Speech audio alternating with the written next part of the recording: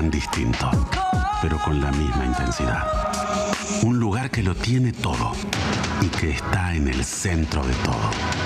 A donde llegás fácilmente, pero que es difícil abandonar. Un lugar con historia, con presente, con futuro. Un lugar que te sorprende, te emociona, te enamora. Un lugar donde se disfrutan todos los placeres y se calman todos los apetitos. Solo, acompañado, bien acompañado o muy acompañado. Disfruta Córdoba ciudad.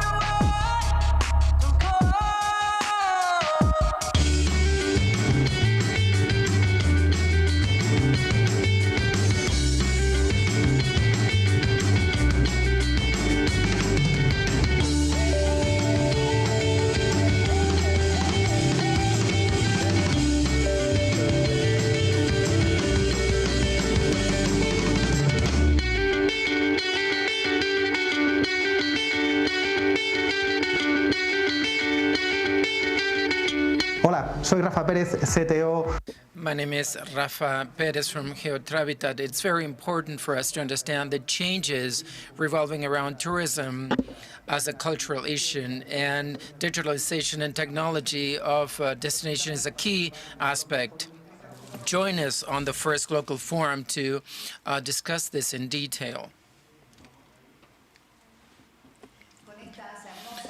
With these beautiful images, we welcome you back to Cordoba, Argentina.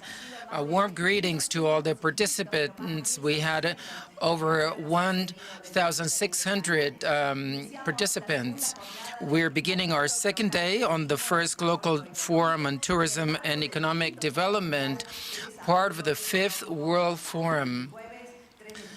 On June 3rd, we have a very, very busy agenda with lots of activities. Quickly, I would like to introduce the moderator of all of the panels who will be revising concepts, making questions, are the director of the GLOCAL Forum, Maximiliano Mauvesin. Good morning, Maximiliano. Are you ready for this second day? Yes, I am. I'm good, thank you, and very excited about our first day. So welcome back to the second day of GLOCAL Forum on Tourism and Economic Development. This activity that in the first edition, as Laura said, is part of the 5th World Forum on local economic development. It is not by chance. It is because we're convinced that tourism, we know what tourism means for economic development, mainly as an impact activity that is committed to regions and communities and the development of communities. Today's agenda is really important with people from the national, regional, and international level. Over 20 countries are connected or visited our broadcasting yesterday, our live streaming yesterday. We have over 50 speakers, officials from different parts of the world. And today with different time zones, people from Russia, China, Israel, the whole Latin America, and also on the set, officials of the local agencies. Thank you very much for joining us today. As you very well said, over 1,500 people online yesterday, and many, many more that will join us today. Let me highlight that this event is possible thanks to the support of institutions that played a key role, the key organizers, the main organizers of the first GLOCAL Forum on tourism and economic development. Cordoba Tourism Agency from the province of Cordoba, the Agency for Economic Development of Cordoba City, ADEC, the municipality of Cordoba, and the Southern American Federation of Tourism, FEDESUD, and Wanderlust, Global Life, and this is part of a World Forum on Economic Development, so we really appreciate giving us the opportunity, and particularly the main organizer from the United Nations, the UNDP, the United Nations Program on Development. Also supporting this forum on tourism and economic development, the following institutions: the OAS, the World Travel on Tourism Council, the International Association of Aviation, the Spanish Agency of Tourism, SCAL International, the City of Moscow, the City of Nazareth, the Spanish Confederation of Businesses, the World Council on Touristic Cities, Hosteling International, the Business Federation of Tourist Companies from Chile, the Council of Tourism of Venezuela, the Federation of Provincial Chambers of Peru, the Argentine Chamber of Tourism, the Uruguayan Chamber of Tourism, the Secretary of Tourism from Mexico, the Commons Project, the National Federation of Businesses, the Federation of Tourist Municipalities of Tourists, the Advanced Leadership Foundation, Travitat, Inmovit, the Argentine Federation of Businesses and Tourism, the Association of Hotels of Argentina, the Federation of Chambers of Tourism from Argentina, the Cordoba Chamber of Tourism, Polo National Association, Association of Parks and Attractions from Argentina, Association of Hotels and Restaurants, Chamber of Tourism from Tierra del Fuego, Buenos Aires Chamber of Tourism, Rio Negro, San Juan Chambers of Tourism, Corrientes Chamber of Tourism, Chaco Chamber of Tourism, Chamber of Tourism from Cordoba City, Business Association of Hotels and Restaurants from Rio Cuarto and Calamuchita, operators from Cordoba City, Cordoba Conventions Visitors Bureau, Rio Cuarto Conventions and Visitors, Madrid Complutense University, the George Washington University, National University of Cordoba, Provincial University of Cordoba, Blas Pascal University, Siglo XXI University. In addition, the Hotel and Restaurant Association of Argentina, FEGRA, the Argentine Association of Conventions, Congresses, and Events, AOCA, and the Argentine Chamber of Medical Tourism. The Argentine Medical Chamber, particularly in the context of COVID-19 and all of the contributions they made to Cordoba province. Let's begin with today's agenda. We'll introduce our first panel.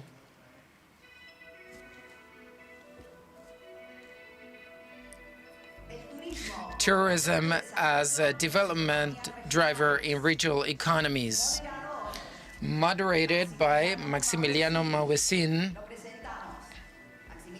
Maximiliano is the secretary of the South American Federation of Tourism.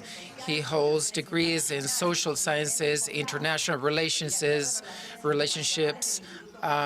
He was a professor in project development at Blas Pascal University in Argentina, a visiting professor at the MBA, the George Washington University, USA. He's a counselor and advisor in different embassies. He was an executive director of the Chamber of Tourism from the province of Cordoba and an international relations advisor for the Association of Tourism from Argentina. He is the director of the Forum on Business Relations from Argentina. He has a lot of work to do, so Maximiliano, the floor is yours. Thank you, Laura. Today, we have a busy agenda with very challenging panels due to the speakers we have, the relevance of the speakers, and also some linguistic challenges because we have many languages. The panel today, the first panel of the first local forum, will deal with tourism as a development tool in regional economies. Our guest speakers, I would like to first of all thank Pablo Bianco, who's the Director of Tourism of the city of Cordoba. Pablo, thank you very much for joining us on the set. Thank you. Good morning. Also with us, and we can see them on the screen already, the participation of Tatiana Sharsha-Vizcaya, who's the Deputy Director of Moscow City Tourism Committee. Thank you very much for joining us. It's an honor to have you here in our panel. Also with us, Rafael Vera, who's the mayor of the city of Vicuña, recently re-elected, and also the president of the Association of Tourism Municipalities of Chile. Rafael, thank you for joining us on this panel. Also with us, very far away, Sasha Stange is the Deputy Director of the Deputy Director Liaison Department of WTCF from Beijing. Thank you, Sasha, for joining us today. Your presence here is really very important. And in just a few minutes, the mayor of the city of Nazareth will be joining us, Ali Salam, together with the general director of the city of Nazareth, Sheriff Safadi. So our panel today, as I said, will be very challenging. We'll be exchanging, shifting, English and Spanish. So please have your translation devices ready. So let's begin with the panel. Please, we'll begin with the host city. It's an honor for me as from Cordoba, to be hosting this event. And we'll give now the floor to Pablo Bianco, who is the Director of Tourism of the municipality of Cordoba. Pablo, thank you. Thank you very much for supporting us as a co-organizer, and thank you for being here. Thank you. Thank you all. Welcome everybody from different places in the planet, and I give you warm regards from the city mayor, and thank you to the technical team. I'm going to try to summarize in 5 minutes the presentation of our city. During the pandemic, we clearly understood that tourism existed, but it was not an economic center that was identified as such in our city, such as, for example, the card industry or the farmers, the knowledge industry, and that's when we started working. So when we started to do research and share the diagnosis, we were able to agree in public-private roundtables that we were going to have to start working fast among what was important and what was necessary, with some characteristics that maybe are common to everyone. The neighbors were the ones that felt our destination, that neighbors didn't feel the destinations nearby as actually touristic destinations. When we didn't have tourism, we felt that it was missing. Together with the entertainment industry, we are the second job creator in the city. There was no articulation among the institutions, the private sector, the neighbors, and the state. We didn't know the total tangible and intangible patrimony in the city, and therefore, despite the crisis that we have faced, very, very hard crisis, we faced that, but we felt that it was an opportunity, and we also knew that tourism had to do with visiting neighboring cities from nearby places to the world. And that somehow was the common denominator of all the cities in our province and in the rest of Argentina. Clearly, we decided to build a strategic plan a neighboring strategic plan, and we started with the city, with the capital city, towards the other limiting cities, and maybe then in the future to the rest of the world.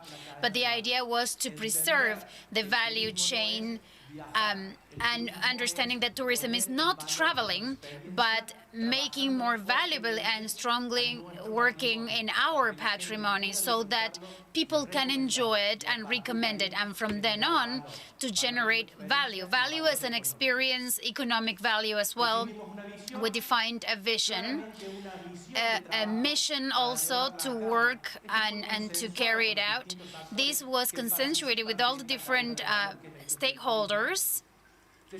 We also defined a touristic policy based on the SDGs with the 2030 agenda, so that each action thought about the social environmental impact.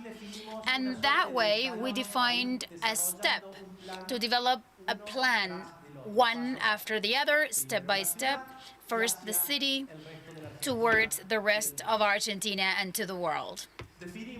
We also defined tourism as the engine of local development, and we understood it as such. And it's a state policy. It's the first concept to develop our society, our regional economy. And for that, the state needs to articulate with the private sector, the intermediate institutions, and that the tourism creates jobs and that it gives contention to the social fabric. It's one of the most diverse activities that our city has. It has to be cross-sectional based on technology, digitalization, and data. We have to promote as experience all of our tangible and intangible patrimony. We have to put gastronomy as the eighth art, we call it, not only to move that engine, but it starts where we have our green belt, all the way up to a person who delivers in their own vehicles. And of course, work tables that are mixed between public and private sector.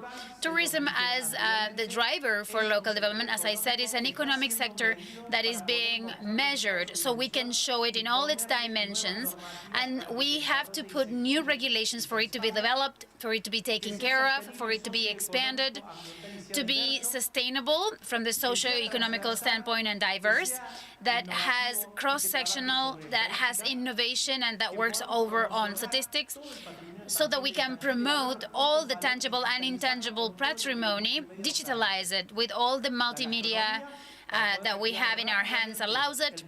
Gastronomy, as I said, and social consumption in these moments is very important, and the interdisciplinary tables where tourism was divided in subtables so that we could work in all its span. That being said, now I'll leave you with some actions that are of immediate application for our city, to go to the next speakers and to thank you once again. Thank you very much, Pablo. Excellent, excellent presentation. I think making this value that tourism has visible is very important. From the private and the public sector together. We have also with us from Israel, Shari Safadi. Thank you so much for being with us. We also have him on the screen. But now we are going to go from Córdoba, Pablo, to Moscow. No scales, no soap operas. So we're going to switch languages to present Tatiana. Tatiana, it's a great pleasure to have you here joining us. Thanks a lot. Thanks a lot also for your amazing team working with you. I had the pleasure to meet them in Spain. Tatiana Sharsavizkaza is the General Director of the Committee of Tourism of the city of Moscow. It's great for us to have you here joining us. Thank you, Tatiana.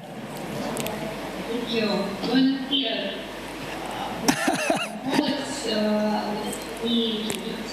Myself, my name is Tatiana Sharsavizkaza.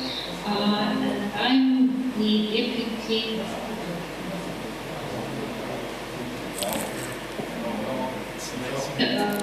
oversees the issues of tourism activities in Moscow and creates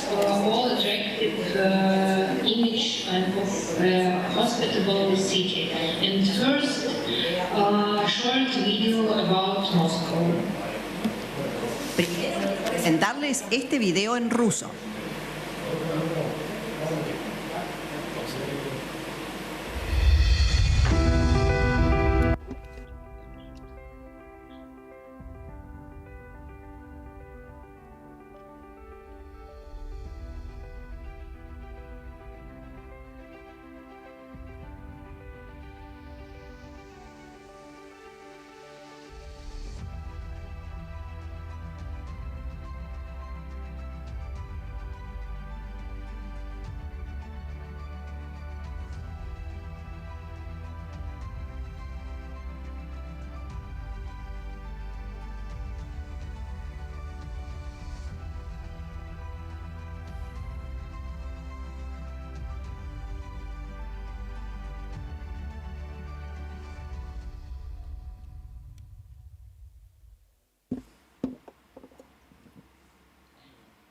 Я бы хотела рассказать о Москве, ведь за последние несколько лет Москва уверенно заявила о себе как I would like to tell you about one of the most stunning cities in the world, about its many opportunities as a tourist destination, which inspires and attracts many people to visit our beautiful city again and again. Over the past few years, Moscow has confidently declared itself as a modern metropolis with a rich history and culture, a developed infrastructure and transportation system, a unique gastronomic culture, and rich event agenda, as well as high level of service. For 2 years in a row, in 1919 and 2020, Moscow became a laureate of the prestigious International Travel Award, World Travel Awards in the category Best Tourist Destination City. All this became possible due to the fact that tourists appreciated the hospitality of Moscow. What attracts tourists? A wide range of events and festivals every day. Important social and cultural events are held in the city that can surprise a guest of the capital city of any age. New public spaces, landscape parks, and streets, subjects of historical culture and natural heritage. Moscow never really sleeps. On this slide, I would like to show you how Moscow is living right now. For this talk, my colleagues prepared screenshots of the most recent user posts on Instagram. As you can see, the city has wonderful atmosphere and excellent mood among both residents and guests of the capital.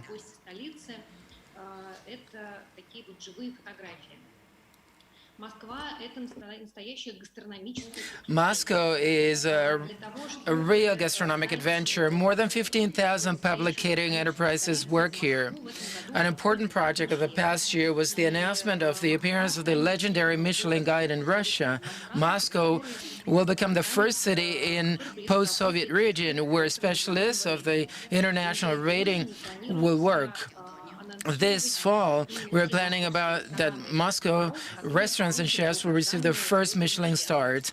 A visit to a Michelin star restaurant will be another reason to visit Moscow.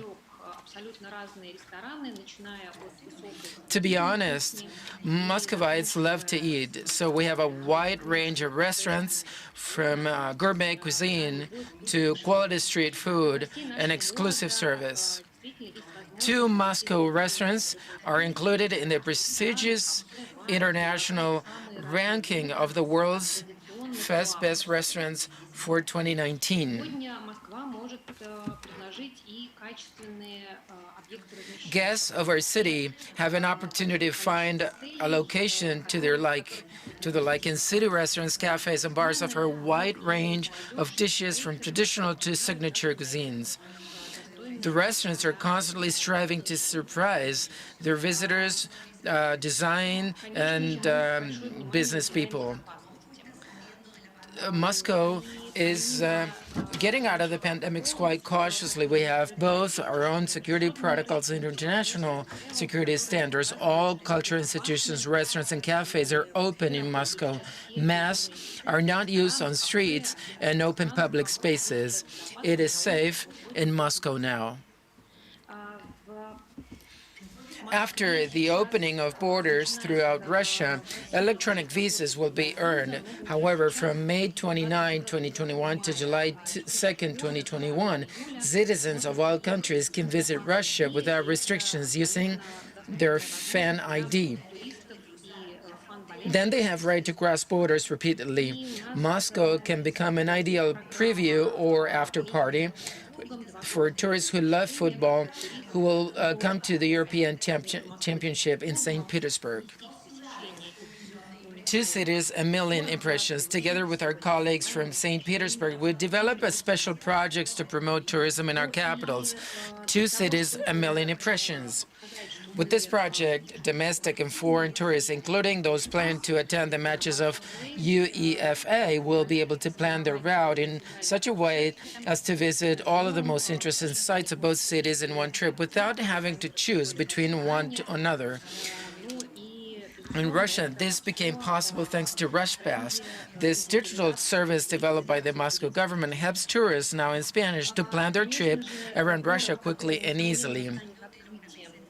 They can buy tickets to a museum or a concert in the city. This service also allows you to create routes. I'm sure that Moscow is a city that will undoubtedly become a discovery for everyone. Everyone will find something to their liking in the city. Walks through the parks and streets, visits to old mansions, or an active nightlife. Whatever you choose, all of this will introduce you to the city and give you unforgettable emotions. We'll be happy to establish friendly relations with other countries and cities and increase the number of tourists traveling between our destinations. We, as Moscow City Tourism Committee, are ready to promote this region as our partners. I'm very glad to meet you all and ready to take today's discussion further face-to-face. Okay, thank you. Thank you very much, Tatiana, for your presentation. It's really great for us to know about your great city and the great work you're doing. And let me ask you a short question before we go to the next speaker. And how important is tourism in a city like Moscow in terms of economic impact and employment? I mean, that's very important for us to know because that's the main topic that we are trying, the aim of this meeting we are making here. ¿Qué importancia tiene el turismo en una ciudad como Moscú en términos de impacto económico y de empleo? Esto es central para nuestra temática. La industria del turismo es el... The industry of tourism is the most important activity of Russia. Besides creating employment, the industry contributes to the economy of the city through the procurement of services that are related to tourism services. It also attracts additional investment as regards the development of infrastructure. Based on 2019 data, over 500,000 specialists are related to tourism. Currently, 1 out of 18 jobs in Moscow is associated with tourism. In 2019, Moscow received a record number of tourists, 25 million. And at the end of 2019, the annual volume of expenses, $13 million, 5 times compared to 2010. Okay, well, thank you very much, Tatiana, for intervention. Director of the Committee of Tourism of the city from Moscow. Thank you very much. And please stay with us in the panel. We are now going to follow with the next speaker, great speaker.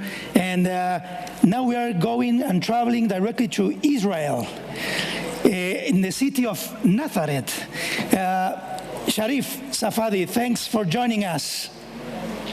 Good evening. Good evening in Israel. I don't know what time you have. It's here 5:30 afternoon. Yeah, well, this is amazing.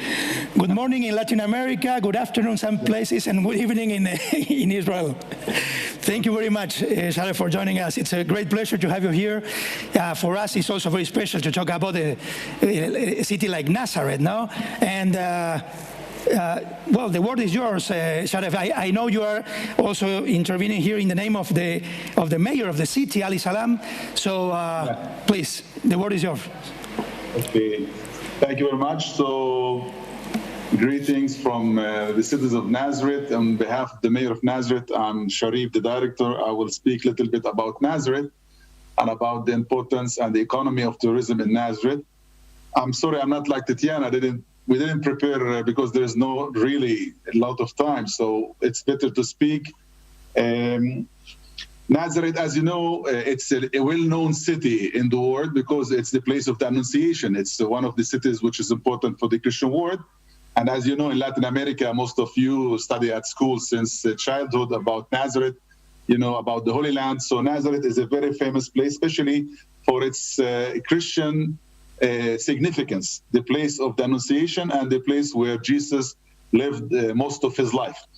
Now, Nazareth is in the center of the Galilee. The Galilee is also like a province, let's say, in Israel, in the northern of Israel, and it's surrounded with many other sites related also to Christianity, but also having a lot of other cultural heritage for different period and different kind of heritage.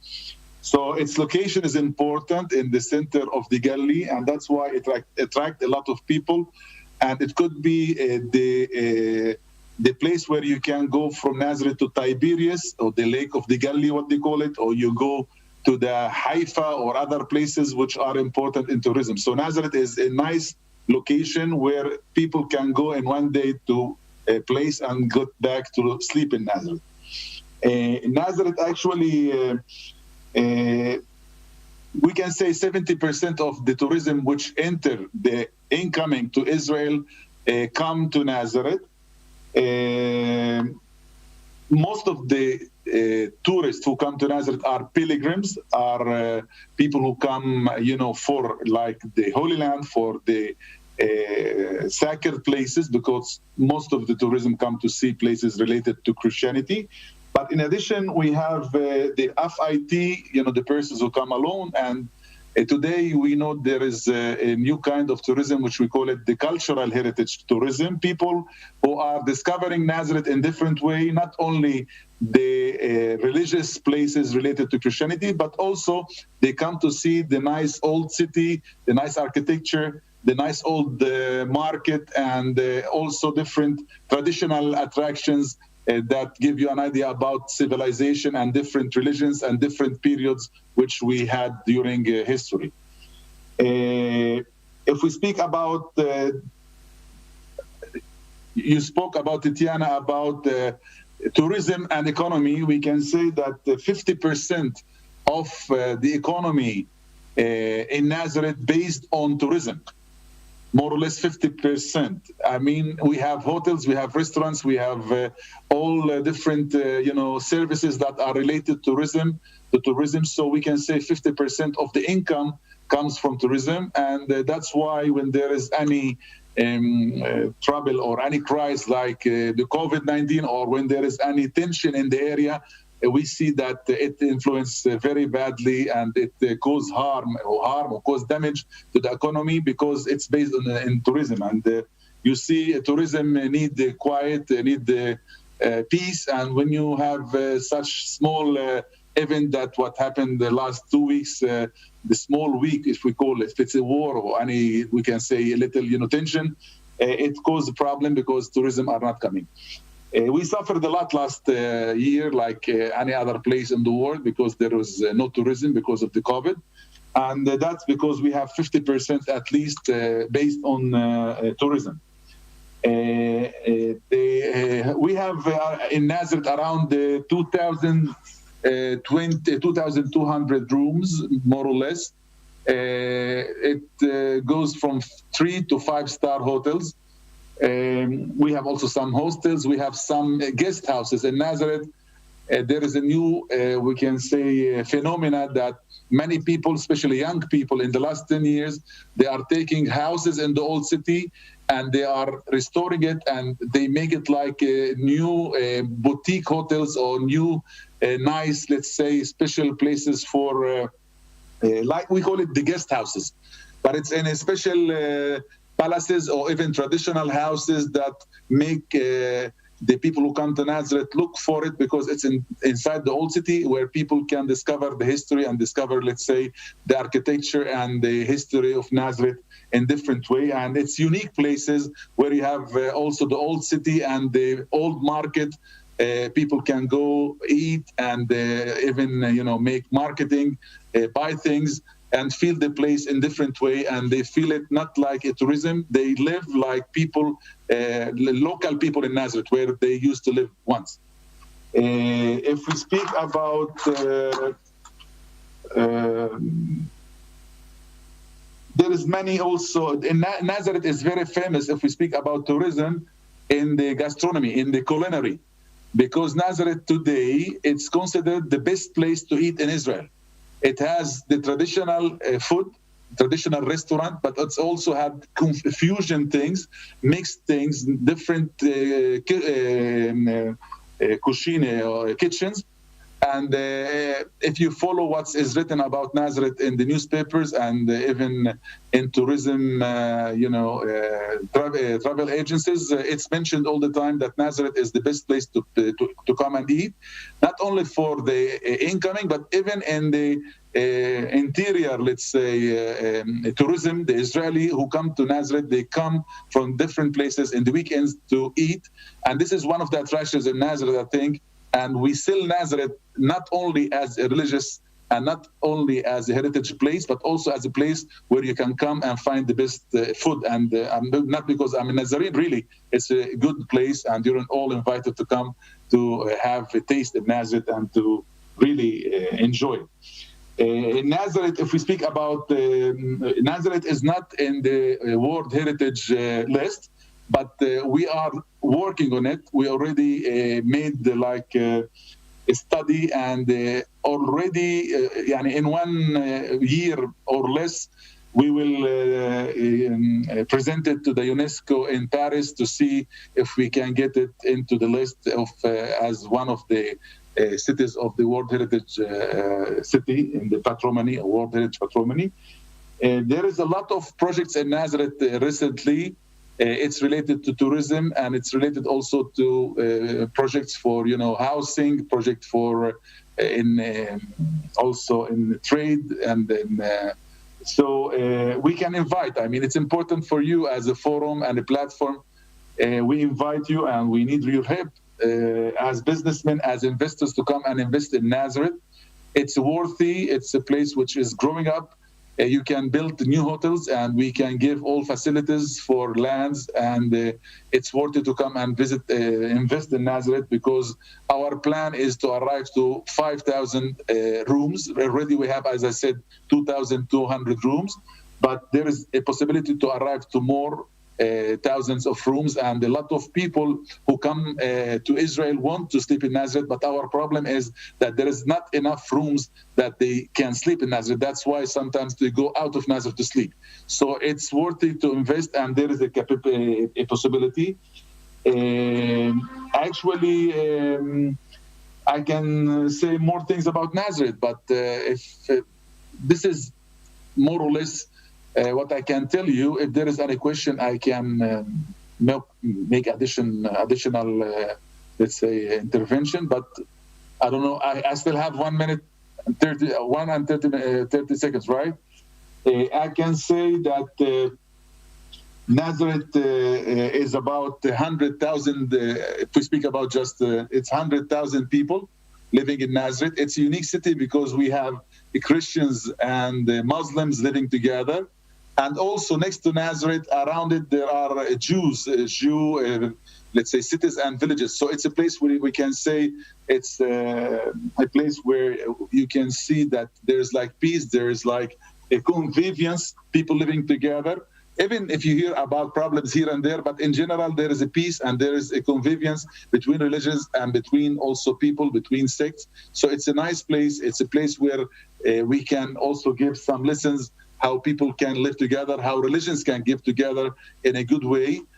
In Nazareth, if we speak about Nazareth as a place of Jesus, or a place where Christianity started, we can say also it's a unique place because even Christianity in Nazareth is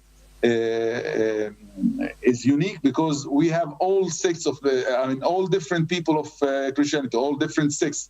We can speak about the Greek Orthodox, which is the local and let's say the original Christians, as we say, in the East.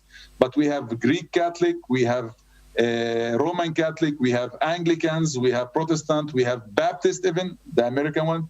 We have also Coptic, we have Maronite. So we have different type of Christians living all together in Nazareth in peace and harmony, in addition to the other groups. So it's a very unique city, which really it's nice to come and visit. And for the tourists, it's a very interesting attraction, and it's a very interesting experience to come and see this area, which has a lot of things to offer for cultural heritage and for experience and even for spirituality.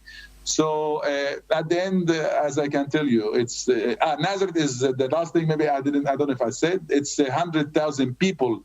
It's a small city if you compare it to other places like Moscow or Cordoba. It's 100,000 people living together here, and it has a very nice old city, but there are a lot of new neighborhoods around the old city which grown in the last 30, 40, 50 years. Thank you. I don't know if you have any question, I'm ready to answer. No, thank you, Sharif. Really great to hear you. Thank you very much for joining us.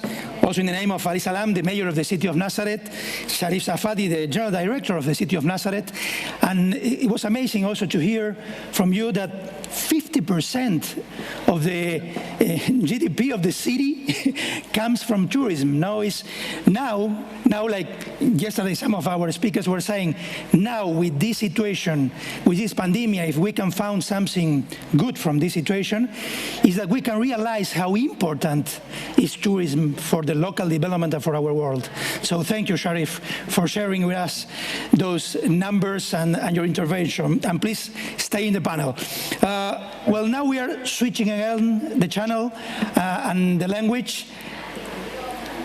Vamos a regresar a Latinoamérica.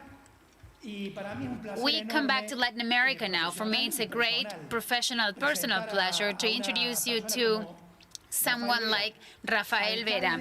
He is the mayor of Vicuña City, a city that is key in Chile in terms of tourism, a city that is also very important in the bioceanic corridor that joins Argentina, Chile, Brazil, and Uruguay.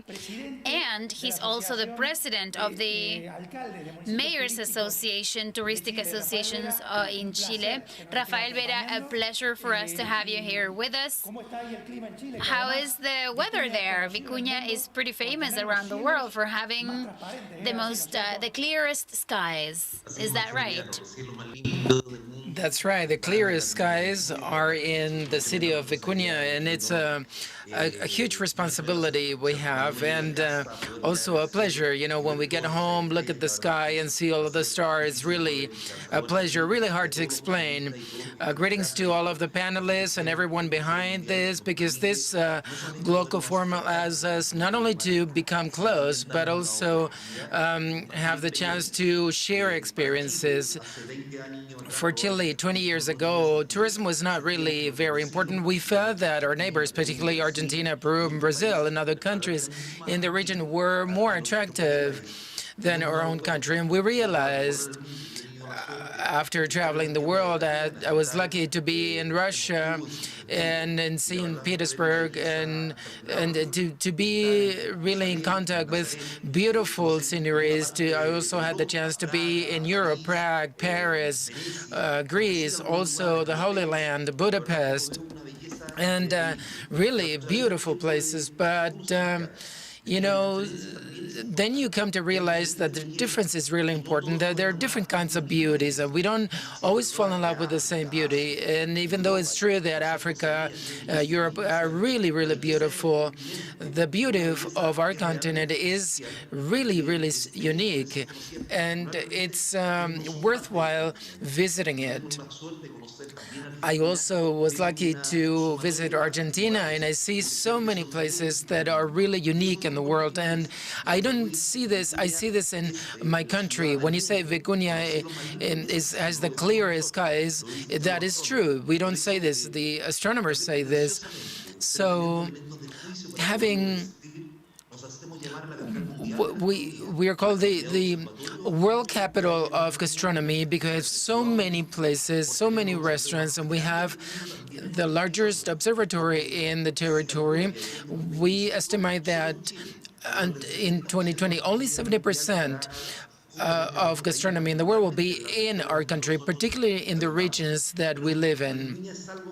Vicuña, and let me tell you about our experience, about what we have done so far.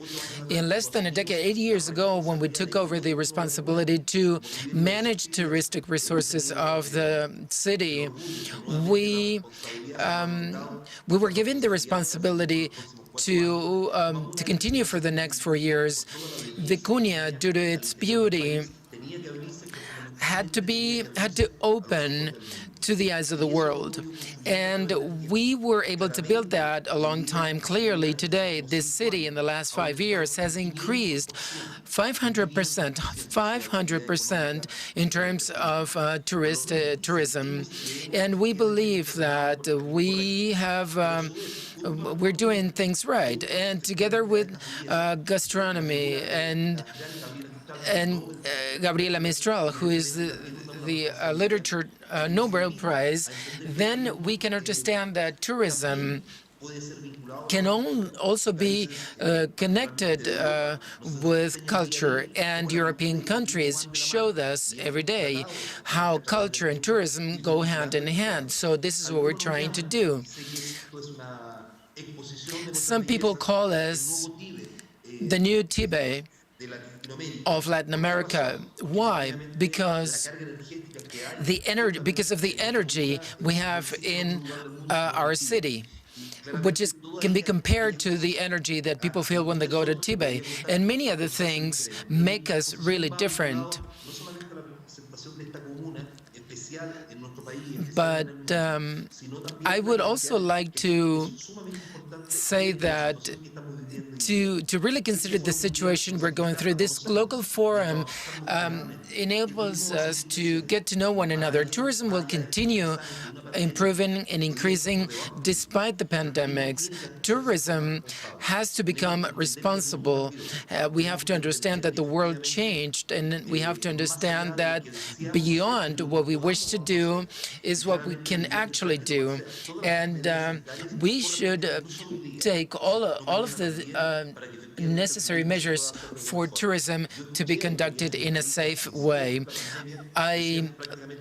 Some of my colleagues would say that tourism was, we were done with tourism, but they were wrong because people really want to travel, but they have to do this in a responsible manner. Based on our experience, about 7 years ago, we created the first association of municipalities of tourism from Chile. This was the first association, and since then, we've been able to develop some things that I've seen in other places, which is this public-private partnership, and this partnership enabled us to open to SMEs and the different stakeholders to develop projects and to own the project. So a city, which is a beautiful city, but not a tourist destination, could actually evolve and develop. We have 30,000 inhabitants, which is quite small compared to the rest of the cities in the country. And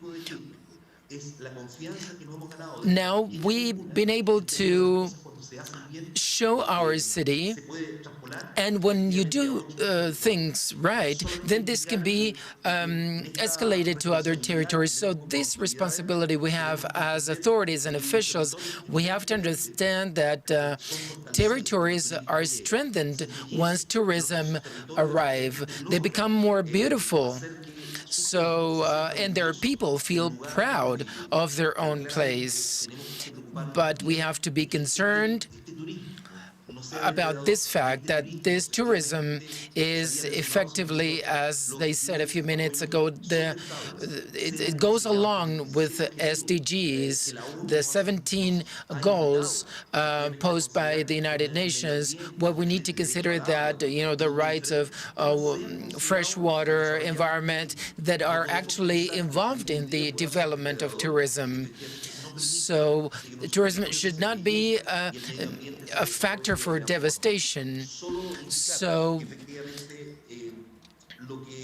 what we have to do today is to work together, and what they're doing in Russia or Nazareth or in the rest of the cities around the globe. And they will get more tourism to these spots.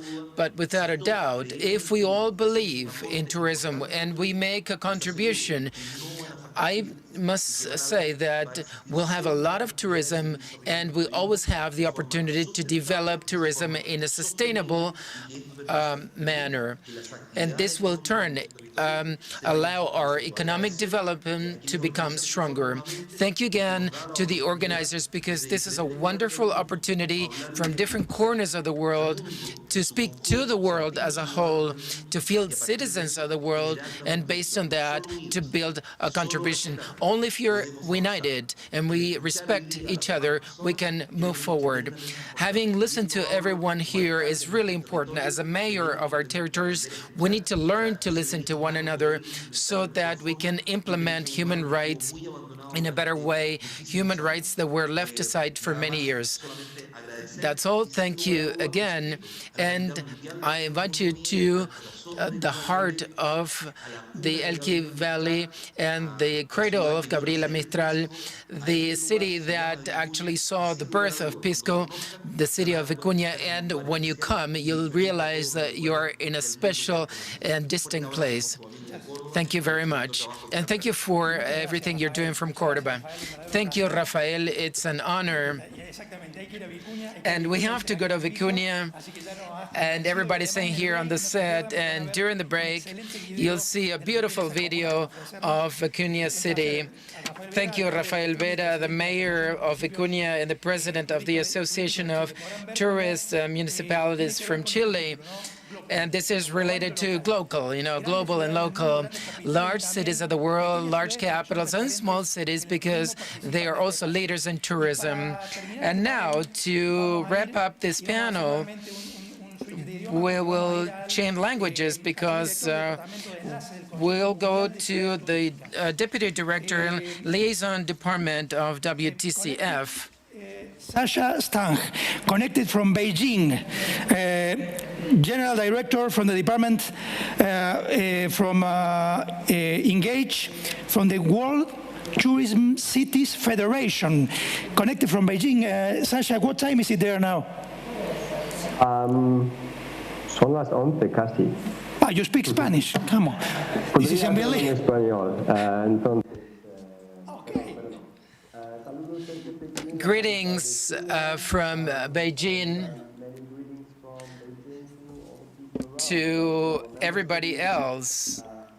Go to Chile, to Nazareth, and of course to Córdoba.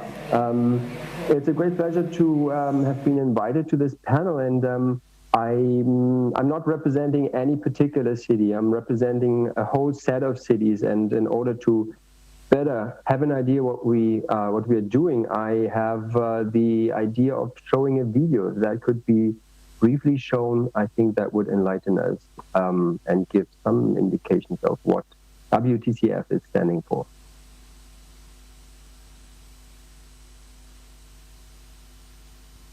World Tourism Cities Federation, or WTCF, was established upon the initiative of Beijing.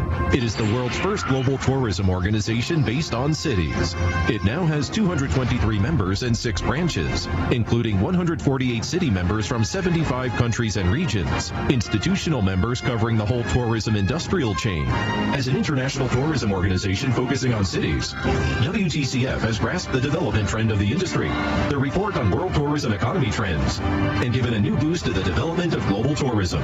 WTCF has served as its exclusive co-host for 4 years in a row in ITB Berlin, the world's largest and most influential tourism trade show, and held 8 popular events, including the release of research results in the thematic forum on tourism market. WTCF has fully leveraged its network advantage as an international organization to promote cooperation and exchanges among the world's tourism cities, and injected fresh impetus to the sustainable development of world tourism. Yeah, 1 minute, very short, briefly summarized, but what you, I think, get to understand is that we are an international organization of tourism cities around the world, and not only cities, but also companies and enterprises from the entire value chain of the tourism industry. So part of our mission is to create a platform of exchange of knowledge and expertise to help each other, but also promoting tourism and making sure that this is a business that runs.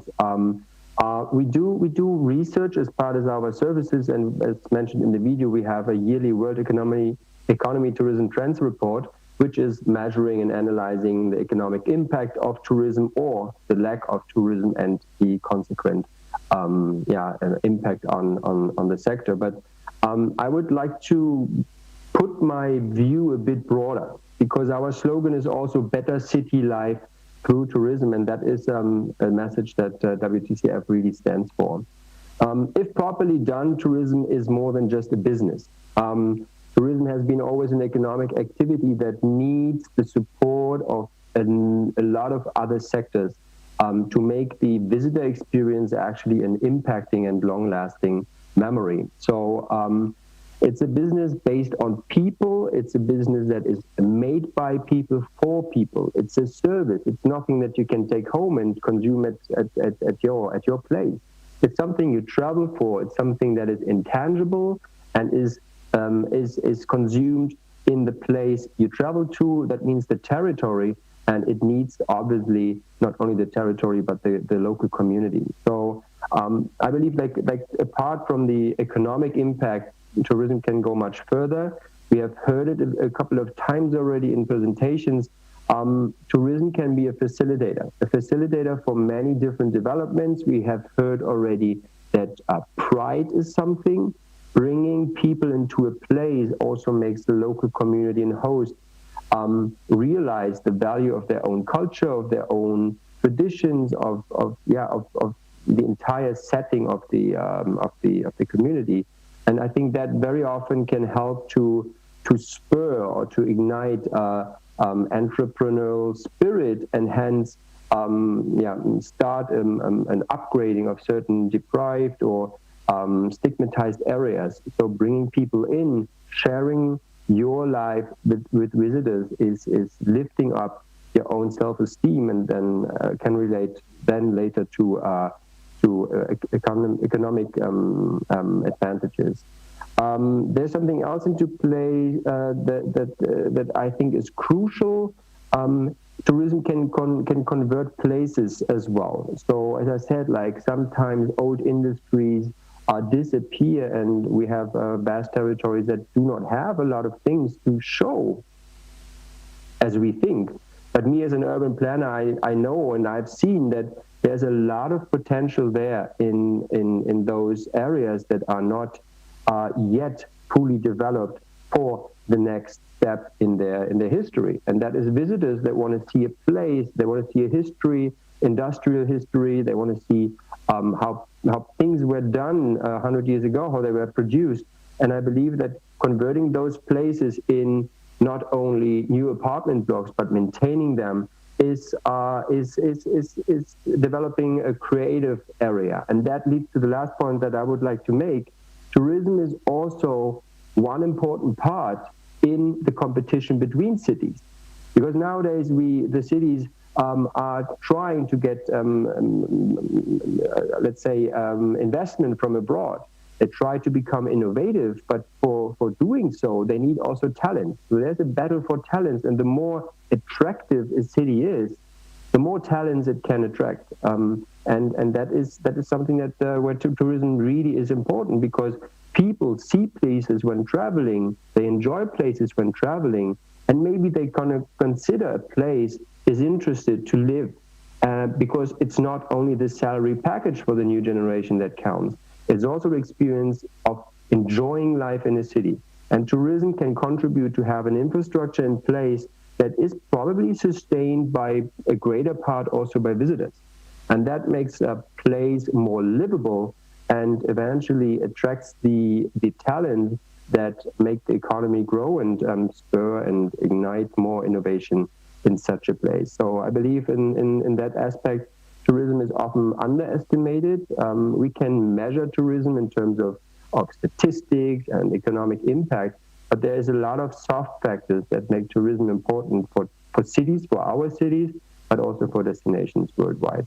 That's just the point that I wanted to make, and thank you very much for the invitation. Okay, Sasha, thank you very much for your intervention.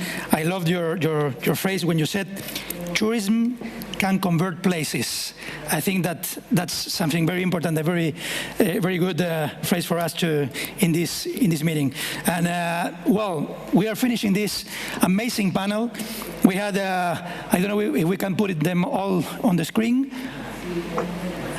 No sé si podemos ponerlos a todos, pero hemos tenido la participación. So we had the participation of Tatiana from Moscow, Russia.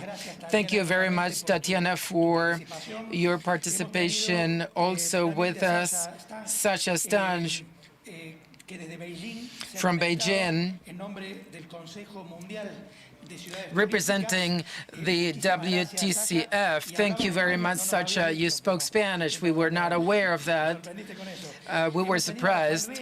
Rafael Vera from the city of Vicuña, from Chile. Thank you very much. And Sharef Safadi, who is no longer with us, but thank you very much, the General Director of the City of Nazareth, Israel. An honor to have you here. And Pablo Bianco, who is the Director of Tourism of the Municipality of Córdoba. Thank you for joining us on the set. Pablo, I think this was an amazing panel on the Global Forum. That's right. Thank you, Tatiana, Rafael, Sasha. Sasha just said something that was really meaningful to me, that tourism is not just a business.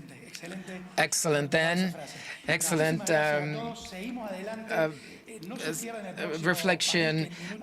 In just a few minutes, we'll begin with the next panel, and with the participation from the OAS, the WTO, and the WTTC. The OAS, WTO, and WTTC together in the next panel. Just a short clip on our city and the cities that have joined us today. Thank you very much. Hello, my name is Richard Campbell, and I'm the Chief of the Culture and Tourism Section at the Organization of American States in Washington, D.C. The OAS is pleased to participate in this first GLOCAL Forum on Tourism and Economic Development. I will be participating as a panelist on June 3rd on the panel session titled Tourism as a Development Tool in a Regional Economy. I look forward to interacting with all of you soon.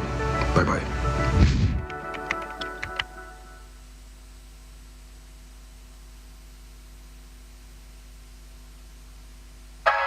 Hay un lugar donde el día y la noche se disfrutan distinto, pero con la misma intensidad. Un lugar que lo tiene todo y que está en el centro de todo. A donde llegas fácilmente, pero que es difícil abandonar. Un lugar con historia, con presente, con futuro. Un lugar que te sorprende, te emociona, te enamora. Un lugar donde se disfrutan todos los placeres y se calman todos los apetitos. Solo, acompañado, bien acompañado o muy acompañado. Disfruta Córdoba ciudad.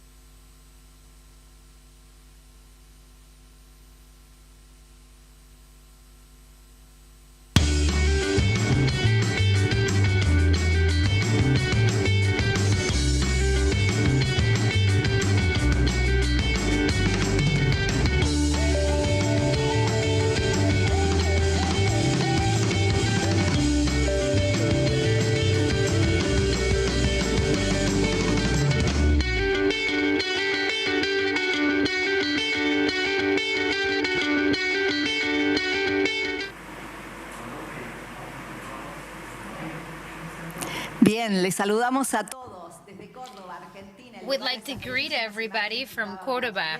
The images you were watching are from Cordoba, the second day of the first GLOCAL Forum on Tourism and Economic Development in the framework of the 5th World Forum on Local Economic Development, a very intense agenda on this 3rd of June, and we're going to introduce the next panel of the day.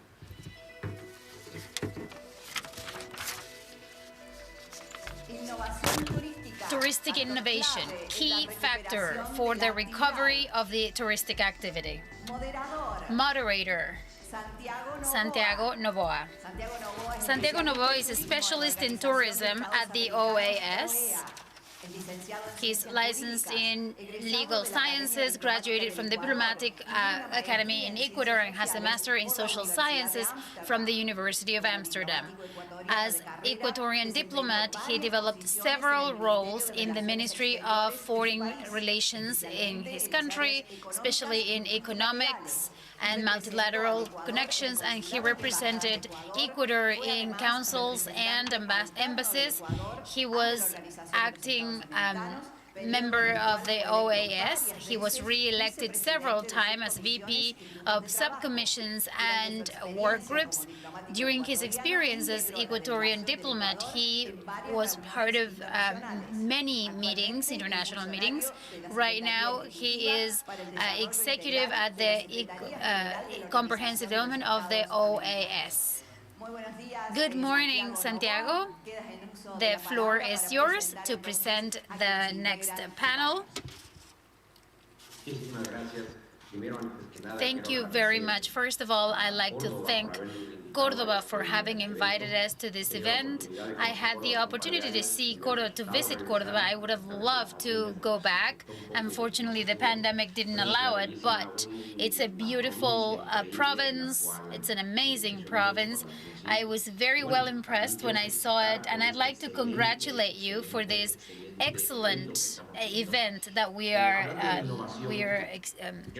enjoying. Speaking of innovation, I think we are in a key moment of innovation. This event would never have been in our minds some years ago, and it's been perfect. It's been very, very good. It's the best online event that I've participated in this year, and I've had many, at least once a week, I've had different events. This has been excellent. The speakers were excellent, and the topics were very important, very relevant for local development. I am a huge fan of local development, and I think it's very important for us to start there to promote local development. Innovation is going to be key now.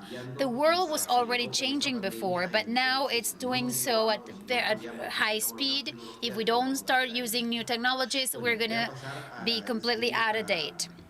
I'm going to talk a little bit about the speakers in my panel. First, we'll hear from Saudi Arabia, Natalia Bayona. She couldn't be here. She's Director of Innovation, Education and Investment in the WTO. She leads the innovation strategy, education strategy and investment strategy in the WTO to promote universal tourism that is accessible and sustainable. She was the first Director of Innovation at the WTO. She has introduced the factors of education and investment, and she positioned the WTO as a referent in innovation in the OAS. She was recognized in the UN mapping of innovation digital capacities. Her work is to identify startups and disruptive programs and to introduce them to the OAS. And she's always looking for entrepreneurs to grow for a promising future in all regions. I'm not going to go on with her curriculum. Many of us know her, and we know all her experience. The other panelist that is going to be with us is Adolfo Reyes. He is a membership and partnership chief at the WTTC. He has more than 20 years of experience in the travel and tourism sector. He's fellow member and fellowships, and she coordinates the WTTC to introduce SMEs in the council's initiatives. He's a tourism passionate person, and he cooperates with members and representatives to improve opportunities and the positive impact in our sector. As you can see, we have very great panelists. They are going to share the point of view from the institutions such as the WTO and the WTTC. They're going to share their experience. People who are every day looking at the disruptive changes that we have around the world, and most particularly in the tourist sector. And I think that with his participation, we will be able to have a better understanding as to where we're going, the needs, a very important topic that Adolfo is going to mention, and we'll discuss more about SMEs. Large companies have the capacity to be able to adapt themselves to these new realities, but the problem is for small and medium enterprises, especially those that are located in rural areas where the tourism is actually going to. We'll discuss that later. Very important, the topic of training. There is a world issue with a lack of people who work in the touristic industry, and we have to fix that, and we have to improve the quality of training for those employees. Otherwise, we'll be not very competitive in the world in the future. So right now, we have problems to get people engaged again in the touristic sector. We have to solve that, and this problem may affect us in the mid and long term. And without further ado, let's watch Natalia's video. Please roll the clip. It's a pleasure to be here with you today. You've heard from me many times the challenges of tourism are the same as the ones we had before COVID-19, but COVID-19 helped us speed those up. What are the challenges that tourism have? First, very clear, is sustainability. In the past, I don't know if you've seen this before, but more than 50% of waste that were produced in the Mediterranean were only in Culmes in the summertime. We were ending with the oceans and nature. Not only that, capital cities and the most modern touristic cities in Europe, we also had anti-tourism movements before COVID because we had an overload of things that affected the cities because of tourism. So it was not very sustainable. That's why today the touristic model that we need to develop is a model that includes all communities. It must include young people. It must include fair pay, crafts and arts and crafts that have to be paid in a fair way. Also, culinary developments that have to be fairly paid. And we have to support rural tourism and to provide sustainability. But remember, sustainability is not just supporting the environment, but it's using technology for the greater good, to link communities, those who are the most vulnerable ones, people who are disabled, those who actually need and want to see an opportunity to work. And it's without a doubt that we have to have that kind of ethics and data technology so that we promote responsible tourism, and the user or the tourist needs to be at the center of attraction for this model. Second, education, no doubt about that. I think tourism is a great employer of young people and women around the world. However, 50% of the young people who work in tourism, they only have high school skills. And 50% of those young people say that they want to be entrepreneurs in the sector. Therefore, we need to strengthen education, in our case, through the online tourism academy. All of you can access to free courses, and that way we can spread knowledge and skills to work in tourism. Not only technological skills, but customer service, vocational skills, to make it a much more professional sector with added value jobs. Third, something very important, innovation, but open innovation, connectivities and connection between large corporations and entrepreneurs to create impactful models. COVID, thanks to technology, we can issue different applications that will help us track so that we get track tourists so that we can go back and travel again. So it's not necessary for different pandemics or COVID to hit us to understand this. We need to be proactive. It's done, and it's very well done in many different countries. We need to be the ones that become the reference. We have invested more than $20 billion on innovation in tourism. That means that there are many opportunities. However, despite investment, we need to have strategic alliances between the large corporations, the huge hotel chains, and the huge travel agencies with these startups that already have very attractive business models to create a much more sustainable, modern, and including business model. Thank you very much. Thank you, Natalia. I highlight the rural tourism, the importance to young people and women, and what you said, that most of the younger people do not have access to high school education, how we can improve this to improve the capacity of this sector. Another issue is the new apps to travel. Yesterday, I think they talked about the passports. I think Europe will, Latin America and America in general, an agreement was not achieved, but these passports will help us travel again and also try to coordinate all of the apps that are and approve them so that this helps tourists and tourists feel more reliable and more confident about travel. Now I'll give the floor to Adolfo.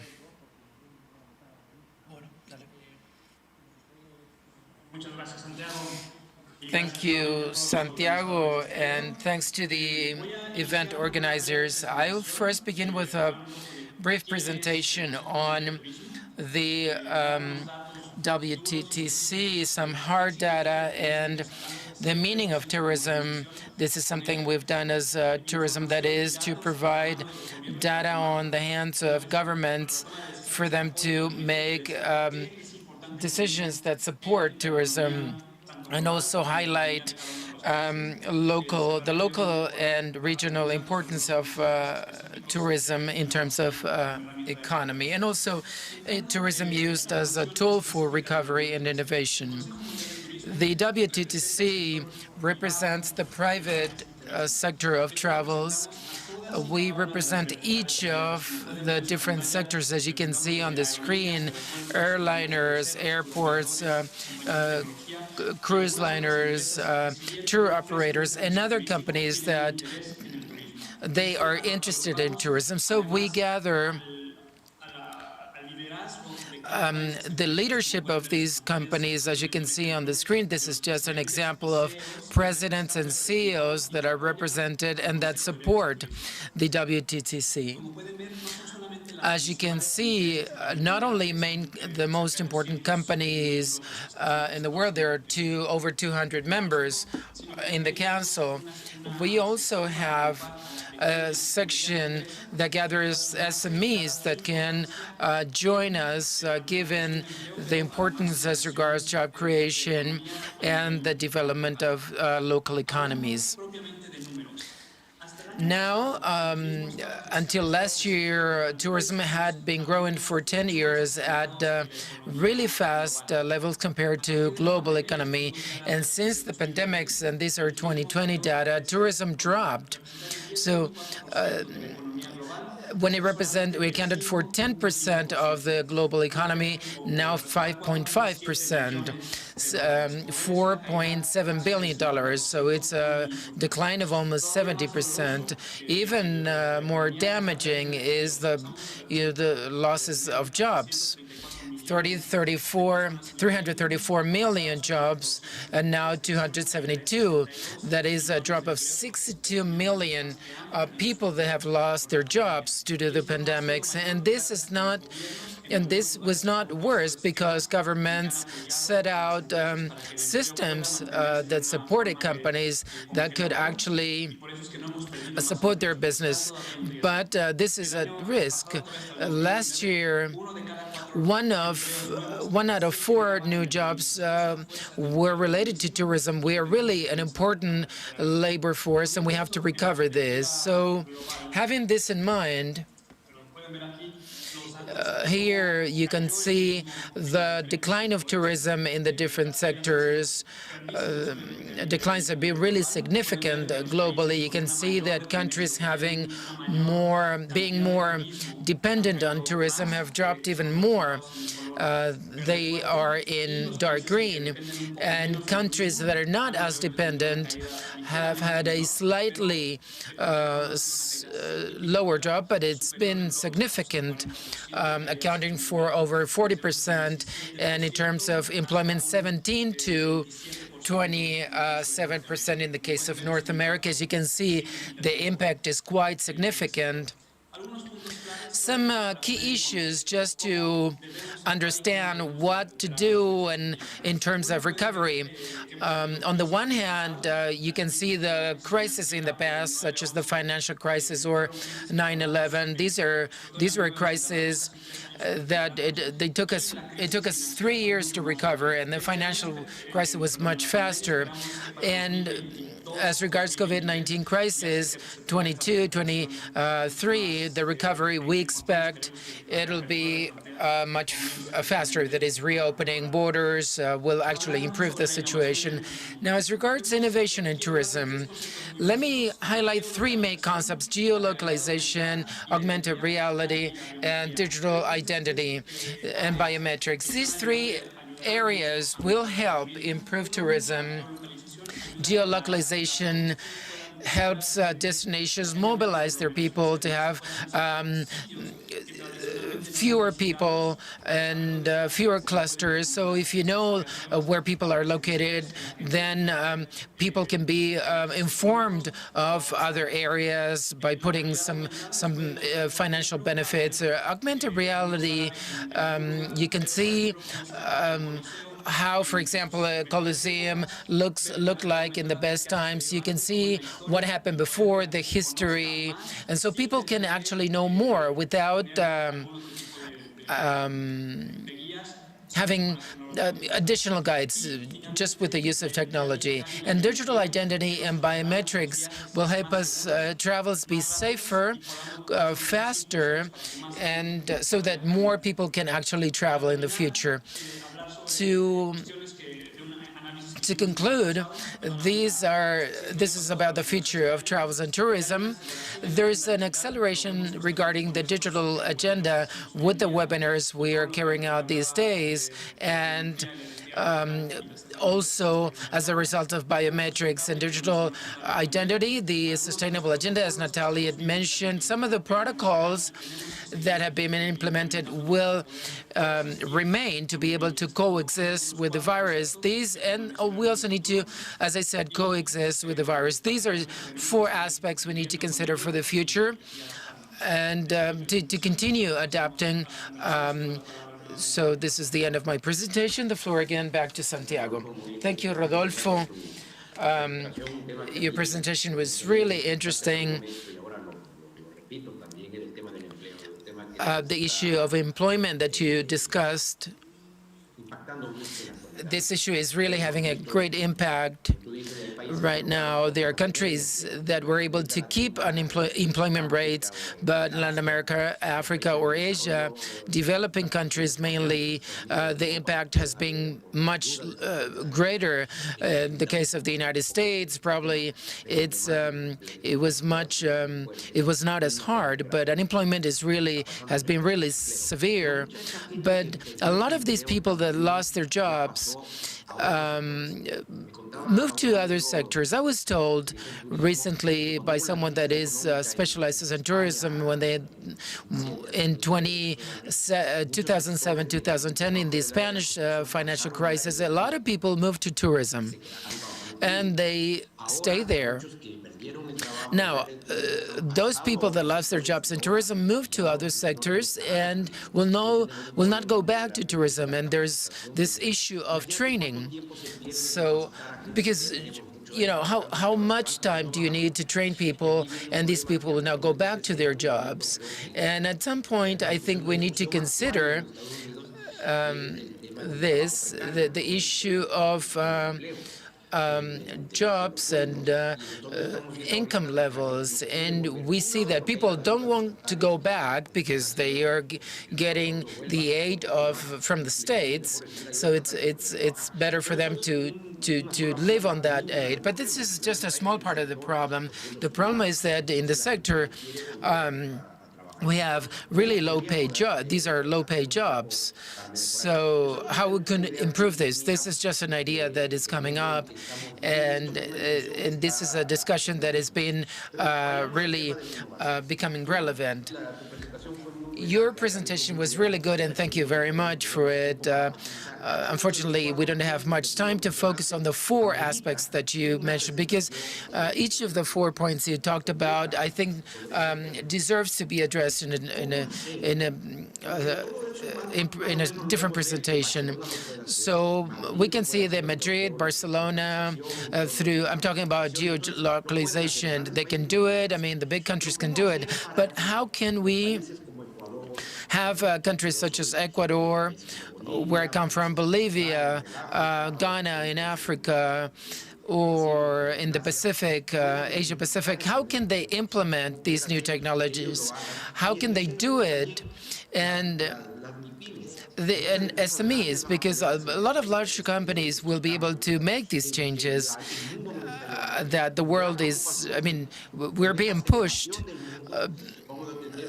So we'll have, on the one hand, a highly developed world, Europe and the United States, for example, and then the other part of the world that is behind. And we can see this already taking place in the World Forum on Economic Development. Due to automation, more jobs will be created in developed countries, but in developing countries will be losing jobs. So the situation will become more difficult. So how do you view this? On the one hand, it's a reality. I mean, infrastructure is always focused on larger cities that attract investment, and governments have to support these companies, because even though the focus will be these large urban centers, but also on smaller cities, so that they can have an access to all of this innovation, so that it's not only left to large capital cities. And this innovation at the same time should work on less densely populated cities in order to highlight the benefits, tourism benefits, so that this would attract tourism. So we need to work on these 2 areas. I mean, infrastructure, government supporting the cities, and then content generation, so that tourists are attracted to these destinations. And technology is used as a means to those places, and they can go there, and so this would enable to create jobs. And what about the SMEs? I mean, how could you have SMEs use this technology. If you're not online, nobody knows you. This is the issue, right? So you need to be online. You need to be present. How do you have an indigenous community, for example, in the Argentine Patagonia or the Chile Patagonia? How can they become present and do not depend on an intermediary for them to actually show what they have? Because oftentimes these technologies are costly. It is certainly a very difficult challenge because it requires resources, but there are clear examples on how SMEs, for example, in Bolivia, these women that weaves hats and masks with their raw materials, and they were able to use technology so that these small communities, these communities united to work together.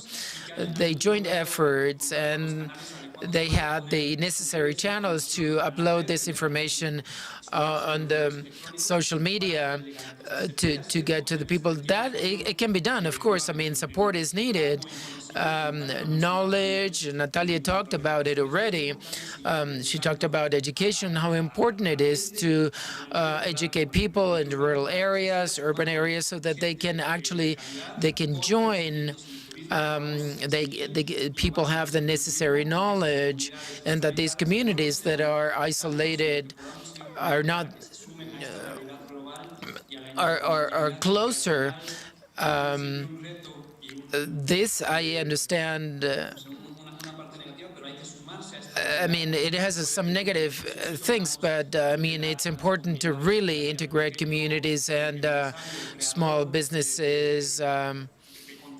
Or content generators, or customs, or clothes maker, so that they can actually promote what they do. And this is the best attraction for international tourists, to actually get to know the people and the natives, and show, so they can see what they do, that really unique jobs, identities, that has to be put forward and integrated into the global community.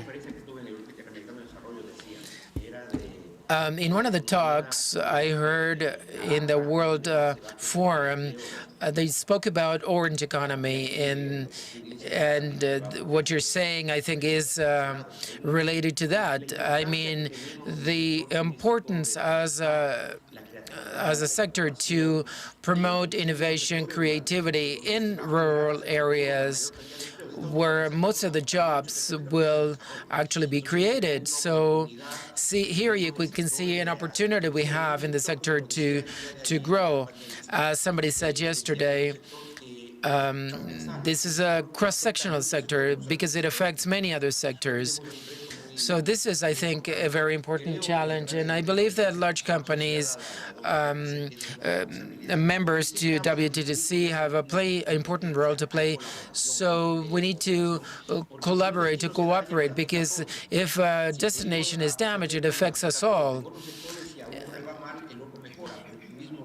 In tourism, if a destination declines, everybody declines. And in this crisis, we can see this very clearly. We were all dragged by the crisis, and we need to protect these rural communities. We need to protect them. We need to have this vision of sustainability in order not to affect them. So they can join. They have to join without losing their identity. We have to consider this so that the identity is not lost. It can remain through time. This identity that arises from small communities. And innovation can lead to that. We can have a lot of Disneylands. We don't want more Disneylands. We want more Machu Picchus, more Cuscos, more Galapagos Islands. We want identity.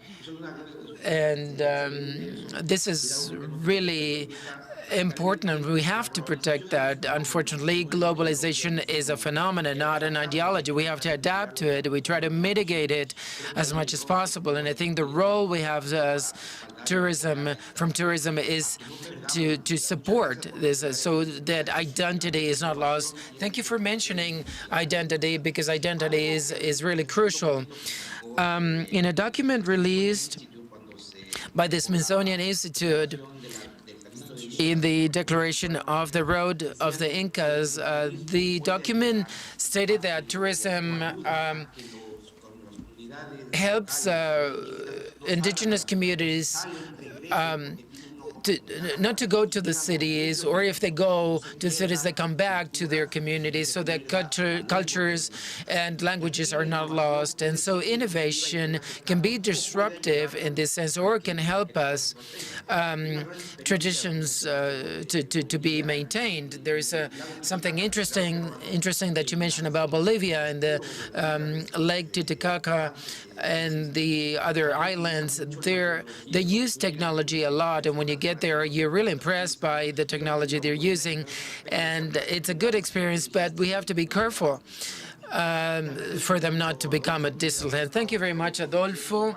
Anything else you'd like to add to? Thank you very much. And again, SMEs account for 8 out of 10 companies in the global sector. We have to protect them. They have been very affected, together with women, young people, and minorities. We need to support them. And we see a light at the end of the tunnel. We have to work in this direction. And we need to focus on the areas that are open, and so that the people can begin to travel. But we seem to see a reactivation very soon, and we expect others can join us to create more tourism. Just one more thing. We're going through a problem. I mean, it's supply-demand type of problem. We have a lot of demand, but very few places. And there is an opportunity, I think. We have a lot. Because many people were left behind, we need to find ways to recover them, because we have many opportunities. Tourists will continue traveling, not as before, but I think in 4 years we'll go back to previous levels. Thank you very much. A very important challenge. Adolfo, thank you very much. Thanks to the organizers of this event for giving us this opportunity to share our knowledge. Natalia, Adolfo, thank you for your presentations on these disruptive situations that is affecting. We're finding the way, and changes lead to deep changes, and if we don't adapt, then we're left behind. Thank you. Bien, muchas gracias. Thank you very much, Santiago Novoa. Excellent moderation and your ideas. Thanks to Natalia and Adolfo also. The concerns are the same ones we all share, to know if the reactivation, the reconstruction of tourism will be at the core of all the countries. And without further ado, we'll now give a warm welcome to all of those who are with us at this GLOCAL forum in the framework of the 5th World Forum on Local Economic Development. More than 1,200, the ones who registered and participated around the world. Thank you very much for following us, and let's continue with the activities, and let's present now the next panel.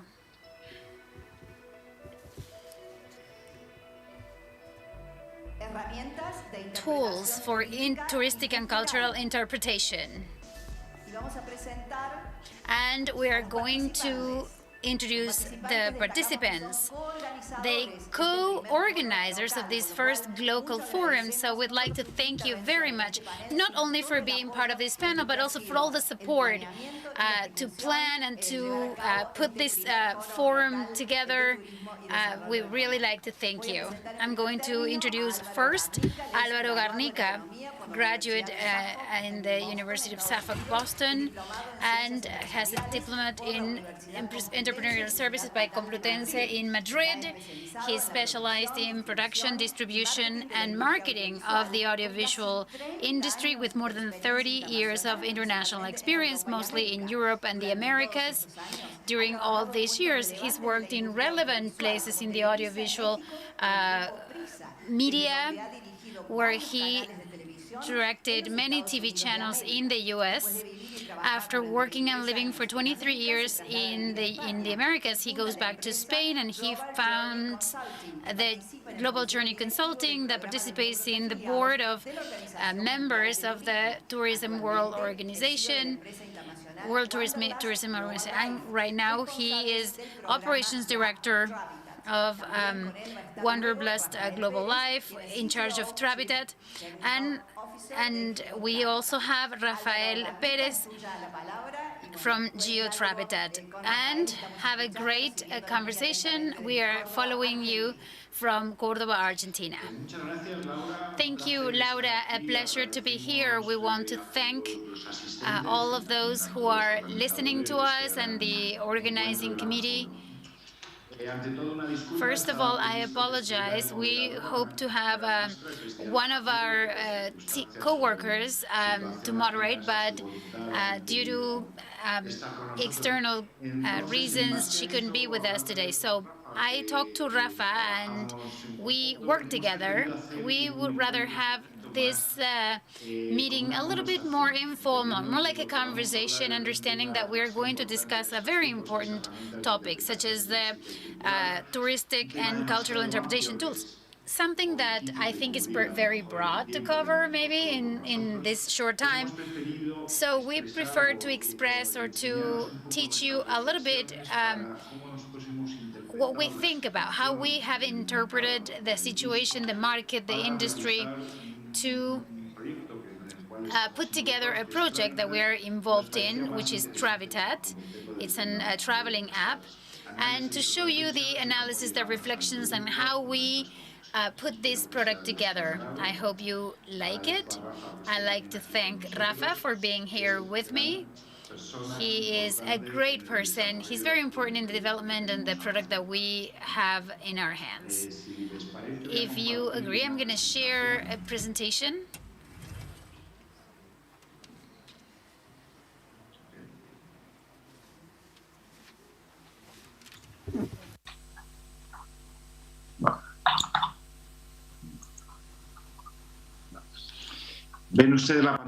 Can you see my screen? Yes, yes, we can see you. We can see your screen. We're going to interact. Rafael and I, we're going to interact. So, from the technical standpoint, can we both be on the screen? Sorry about the technical team, because we are going to interact in the content.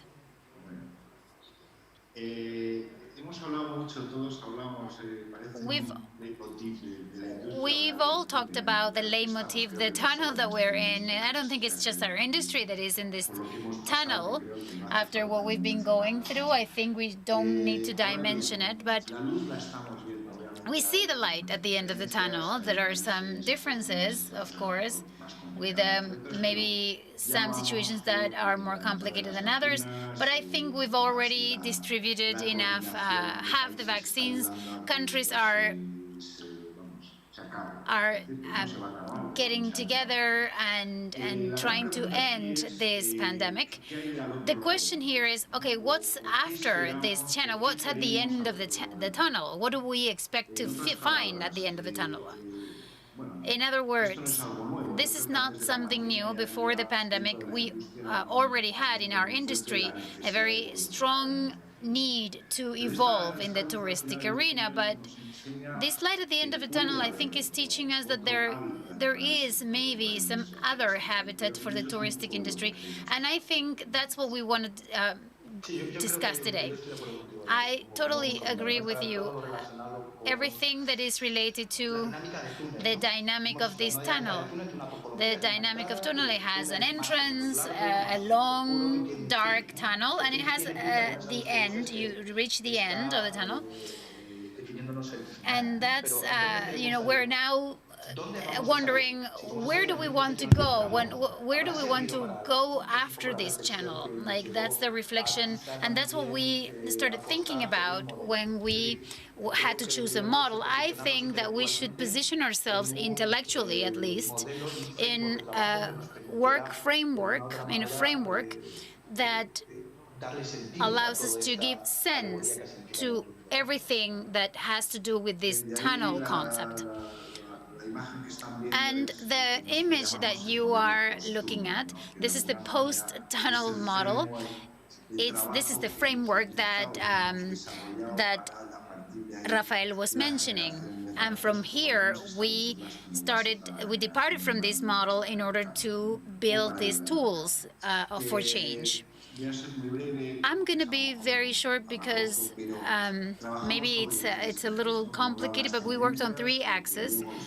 First, the trends, the mega trends, the drivers of change, and then how we project those drivers to change in time, in a timeline. So how everything deploys. Rafa? Yes, I just want to add something. You mentioned about the drivers, and then that's the foundation on which we based this whole model. Maybe I would go around this. I would say, okay, I'm going to ask some questions. In this new change, is health going to be an axis that we are going to have to focus on and base many of our actions?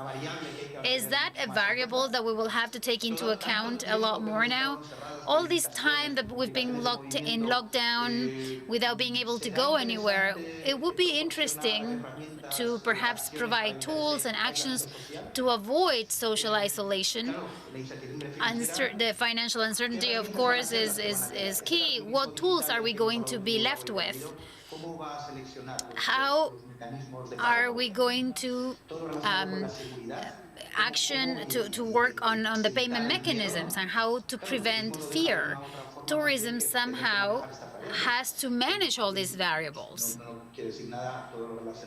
And of course, everything that has to do with the search for truth and near-shore tourism, and how local tourism can bring about the most sustainable concepts. But there is also another side that we need to take into account when we think about these reflections, is the asymmetries that some models can produce. That has not been our model. Our model, the one that gives us this framework, needs to have a concept of symmetry, evolution. All participants need to grow in the same way. Right, and that's why we have this image, the reaction between well-being, promoting communities, adding value, offering trust, and gaining that trust. All of that has had a key role, and that gives us this symmetry that we were talking about. And that's why we put all of that together and we say, okay, in order to build these tools and to have these tools to contribute to the model, we need to have this triple win model. We believe that the tourism industry, by definition, is public-private. Interests blend. I think that there is a very strong relationship than in many other industries. But that's why we give great importance to the triple win model, because at the end, we are talking about a B2C, a B2B, B2G. So here the main difference is that the B2C, especially, we focus it with all the values that we mentioned before. But when this combination is correct, there is only one winner, which is society as a whole. And society is no more and no less than a set of components, human beings. And I think we have to focus on that. We've always thought that it was interesting to see that the cultural events have changed models. How did we travel back in the 70s? What kind of tourism did we have back then? And what is the one that we have now? What is the type of tourism that we will have after this pandemic effect? So to get to see all that impact that human beings have had and the cultural events that have defined them has been key. All the post-COVID pandemic will define that. Yes, for us, it's being important to understand. It was not easy for us to do so, to understand it, especially in this context and situation, because the impact has been grotesque. But to see the different behavior, the consumers' behavior, there was a change in consumers, and there is a change in behavior, and the concept of society that we are going to be left with. In this ultra-connected society, there are three main axes: flexibility, speed, and agility. These things that the technological tools give us. Yeah, but in this liquid identity is that the experience has to be unique and different. That's one of the main axes of modernity. The new tourist is a very digital tourist, is a tourist that bets on sustainability, and most of all, time. The time indicator is key. They have to travel when they want, how they want, and wherever they want, and that puts a lot of pressure to the touristic business. Speed change so much, and it's an indicator that the challenge that we all have here, we need to cover 5 generations that are living in the same cultural event. So the people who are 75, 85, and our nieces and nephews who are 6, 7 years old. So we all these generations live now this same event. So we all need to change dynamically. All our service offer puts us in a very complex dynamic, and that's when technology takes or plays this key role. And that leads us to what we have and what we call the relations platforms. The platform, which is the technology that is as a referent for relate ourselves to different stakeholders, consumers, but most of all with a win-win relationship for all citizens. For us, the pillars that we understand as the foundation for these platforms are 4: human, magnetic, infinite, and sustainable. Yeah, but especially because of a key thing, right? I mean, we do not have to look for asymmetries. Technological mediation among the stakeholders is going to be much more agile and transparent and more solid, all those experiences and those relationships. And that's the key foundation of these 4 concepts. Human, I mean, all human beings are behind technology. We cannot forget the ethnocentric, the human being as the center of, not client or consumer, a citizen. It's not just a tourist, it's a much more complex thing. Magnetic, that means we need to feel ourselves identified, and infinite, whatever we are, we need to have the capacity to offer experiences and services, and we cannot talk about any model if we don't talk about sustainability. So I believe that these are the foundations of our model. Alvaro?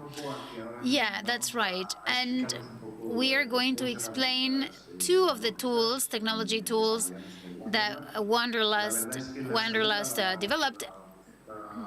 The second one is going to be presented by Rafa, and it's part of the Travitat platform, but with a different use, which it makes it really interesting. So the platform is called Travitat. It's a digital ecosystem that allows travelers to connect themselves through a technological platform that provides tools, solutions, experiences, and products at all times. Most of all, we thought about it to be designed for travelers to feel closer to their destinations and based on sustainable tourism. I'm going to do a demo. We're going to have a demo, but I need to open another app. I hope it works. I hope it works. Excuse me.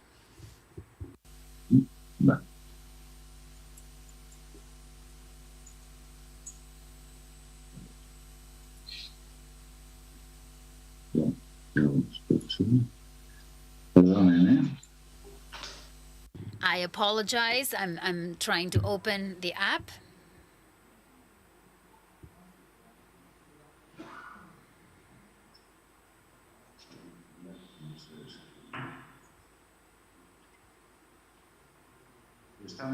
Can you see my screen? Yes. All right. So this is Travitat. At the beginning, you have a tutorial where we explain the areas in which we work, health, etc., etc. But we're going to explain it better now. This is the app.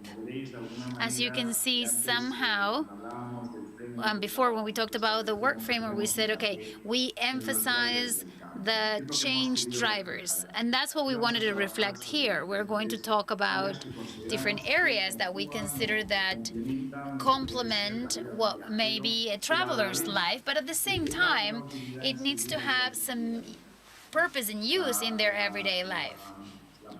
The application is a digital ecosystem. It has another part that is also on the web. We're going to have a component which is the mobile app, but on the web we'll have other developments such as the marketplace. We're going to have also an area of training for the SDGs, but in any case, we'll have here, we work on identity. I'm sorry that, okay, here we go again. Identity, here we can add documents like passport or the ID number or the driver's license. This app recognizes not only the validation of the original document, but it combines with the ID, biometric data, and the identification of the user. Therefore, we see that there is a certain authority to the app. As we said before, health is plays a key role, and we are here, and this is what we're going to have in terms of the need to verify test results, for example, vaccines or other vaccines. So this is about data. This creates a dynamic QR.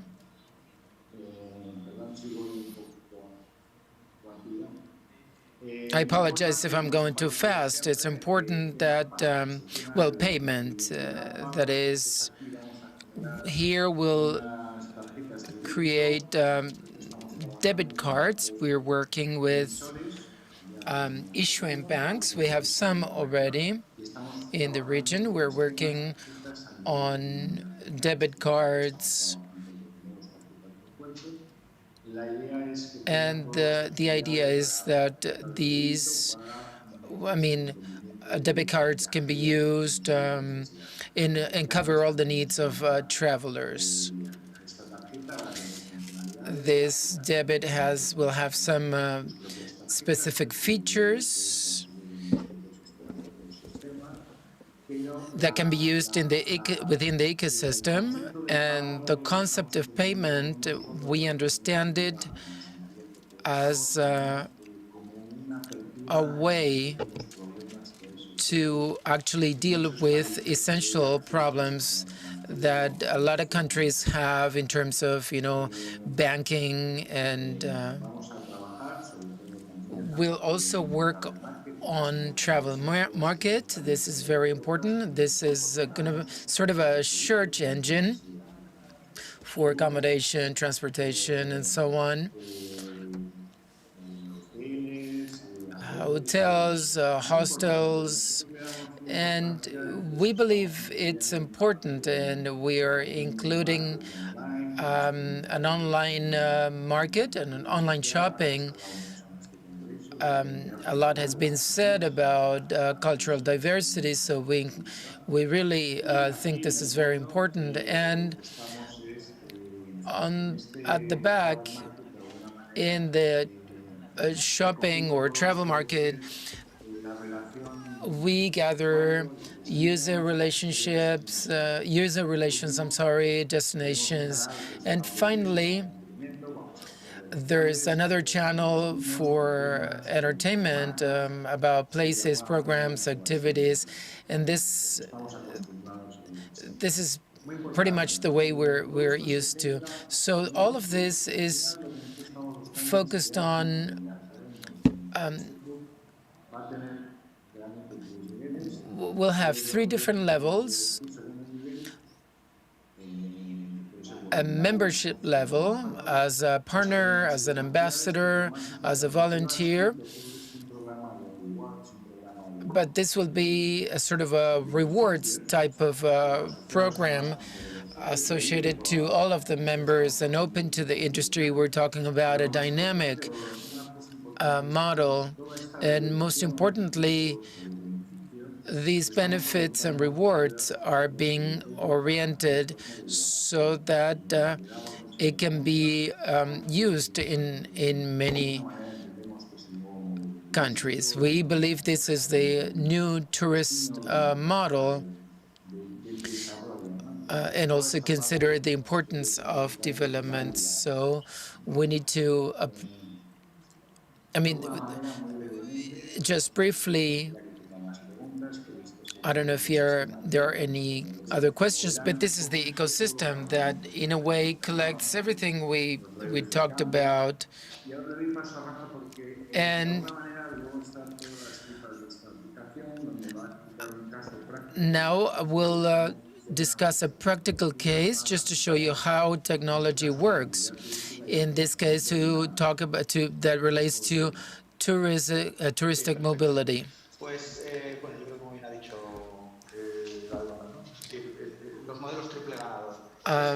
The triple winner models, this part has the connection with the end user or the tourist. And now we'll discuss coverage. All of the services to corporations and the stakeholders in general that comprise the tourism the sector, companies. We cannot talk about tourism without mobility. Let's suppose we can see what's happening on real time, what's happening across the globe, because we can track and know where people are and how long they stay there, where they come from, where they went to. This mobility platform has a beautiful concept, which is ethnographies. Ethnographies allow us to identify cultural patterns based on mobility in order to get to know, identify cultural trends that are set by tourism. As you can see, this is real-time Madrid. If we just pick one mobile device, we'll be able to know how long and where they went to and how long they've been there. So based on this information, with this, you can see the capacity of sharing these kind of insights, all of the interpretation that could be drawn thanks to this, the capacity to create heat maps based on interests, the capacity to have conversations in real time, to deal with the people, to have the appropriate information and the right information in the right place. This format is really, really very important in these times. So we could actually move around the world and identify behavioral patterns, which is the link. What allows us to get to this ethnographies. How can we build it? So let's select the mobile devices that are interesting to reach to draw some conclusions, to set some actions. And so, and also identified where they went to, how long, if they go to hotels, the hotels they stayed at, Eurostars, the weekends, I mean, what happened, how long they spent there, on average, what they did before, what they did after. I mean, all of this ethnographic information, putting this at the center of conversations so that public sectors and private sectors can actually get in contact based on this knowledge and also establish the model that we are proposing. The tool really, I mean, we could discuss this for a longer period of time, but we need to be able to obtain information, analyze it, process it, and provide it. I mean, offer that as a good. This is the objective. Thank you very much.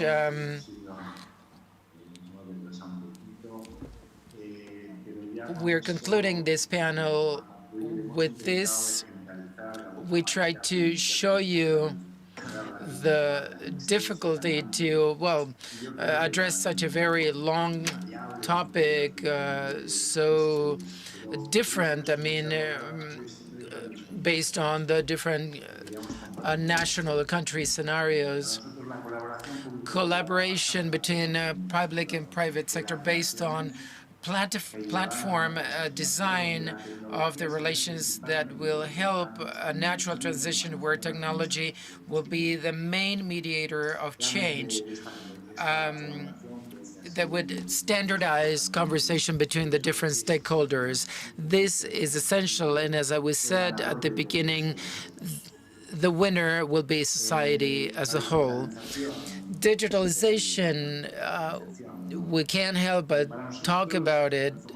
For us, digital transformation, I mean, digitalization brings about transformation, but the dynamics of evolution must be based on the capacity that communities or societies have to absorb the different technological innovations. That's why we believe there must be a willingness to change that is natural and everlasting without imposing it. Of course, we need to accelerate things, but we believe that proper absorption and assimilation is really key. Of course, we will have more developed regions. And finally, our efforts are intended to improve citizens' experiences, to facilitate relation and information dynamics with travelers, and create awareness on tourism economies, I mean, local economies and the environment. So we're working for a citizen called tourist, and what is good for the tourist, it'll be good for the citizen. I believe it's very important. I mean, education is very important in this sense. And if we understand that policies are not only devised for groups, in individual groups, what we expect in tourism, we want to see in tourism, as it was defined before, the future, sustainable tourism, competitive and responsible tourism, and accessible for all.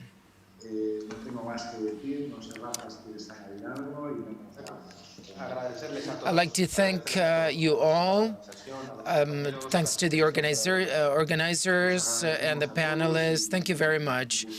Thank you. It was an honor to join this panel. Thank you. Thank you very much. Thank you, Álvaro Garnica, Rafael Pérez from Wanderlust Global Life. and as co-organizers of this first GLOCAL Forum on Tourism and Economic Development. It was a step-by-step presentation, and as you said, when we exit this tunnel, we'll have a tool to be able to know where we're standing when tourism is reopened. Now we'll have a short break. We'll have some videos during the break, and after the videos, please join us on the next panel. Thank you very much. Hola, mi nombre es Brianda López y soy la directora de Hosteling International. My name is Brianda López. I'm the director of Hostel International, and I'm delighted to be part of the first GLOCAL Forum on Tourism and Economic Development hosted in Cordoba, Argentina. Please join us to discuss and think the future of tourism, how we can change it, and in order to have a better future for us all and implement the SDGs. It will be a pleasure to have you here and listen to your participation. Thank you.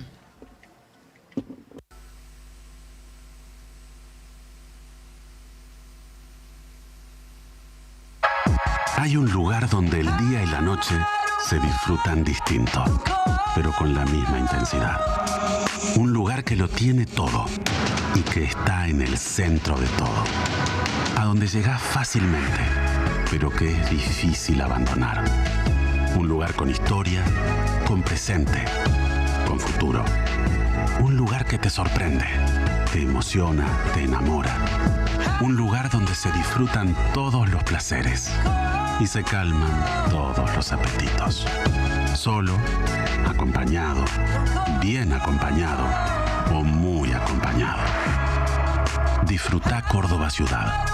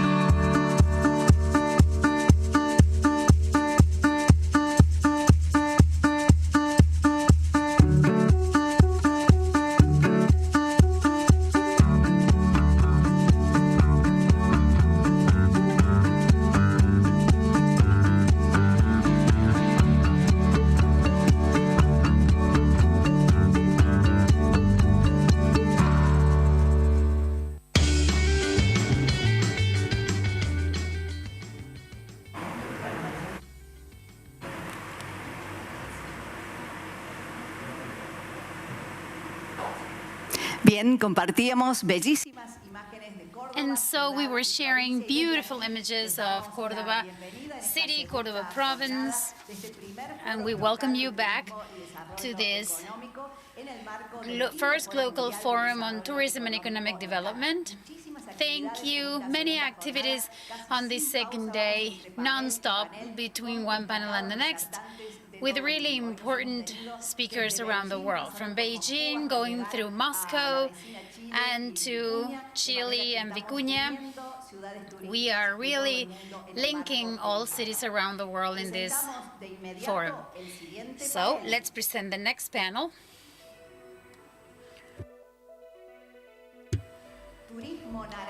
Orange tourism and creative economy. Moderator of this panel, Dinora Suarez Lemes. She is Director of Sustainability and Innovation at Wanderlust Global Life, defender of Sustainable Development Goals and Global Sustainability.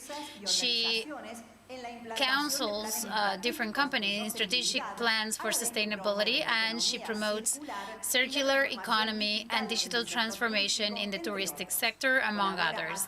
She actively cooperates with the United Nations, World Bank, and the African Development Bank in the devising and deployment of different projects. For more than 20 years, she's been an entrepreneur in Europe, Africa, and Latin America. She is founder and CEO of companies that are related to research, development and innovation, sustainability, tourism, fashion, and training.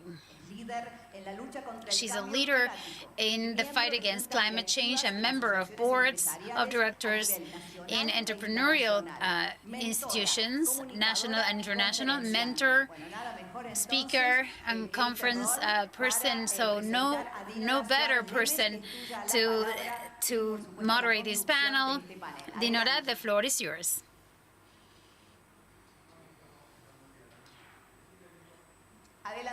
Go ahead, your microphone is off. Hello, good afternoon, Laura. It's a pleasure for me to be here. I'm really thrilled to be here with all of you with this panel related to orange economy and creative economy.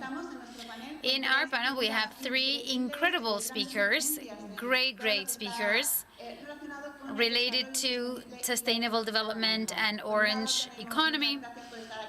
Thank you for being here, Brianda Lopez. Then we'll say a little bit more about you, Jorge Brown and Jaime Alberto Cabal.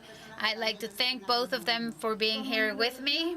As an introduction, I'd like to present what we are doing, what we are working on at Wanderlust, and let me make a very brief introduction of our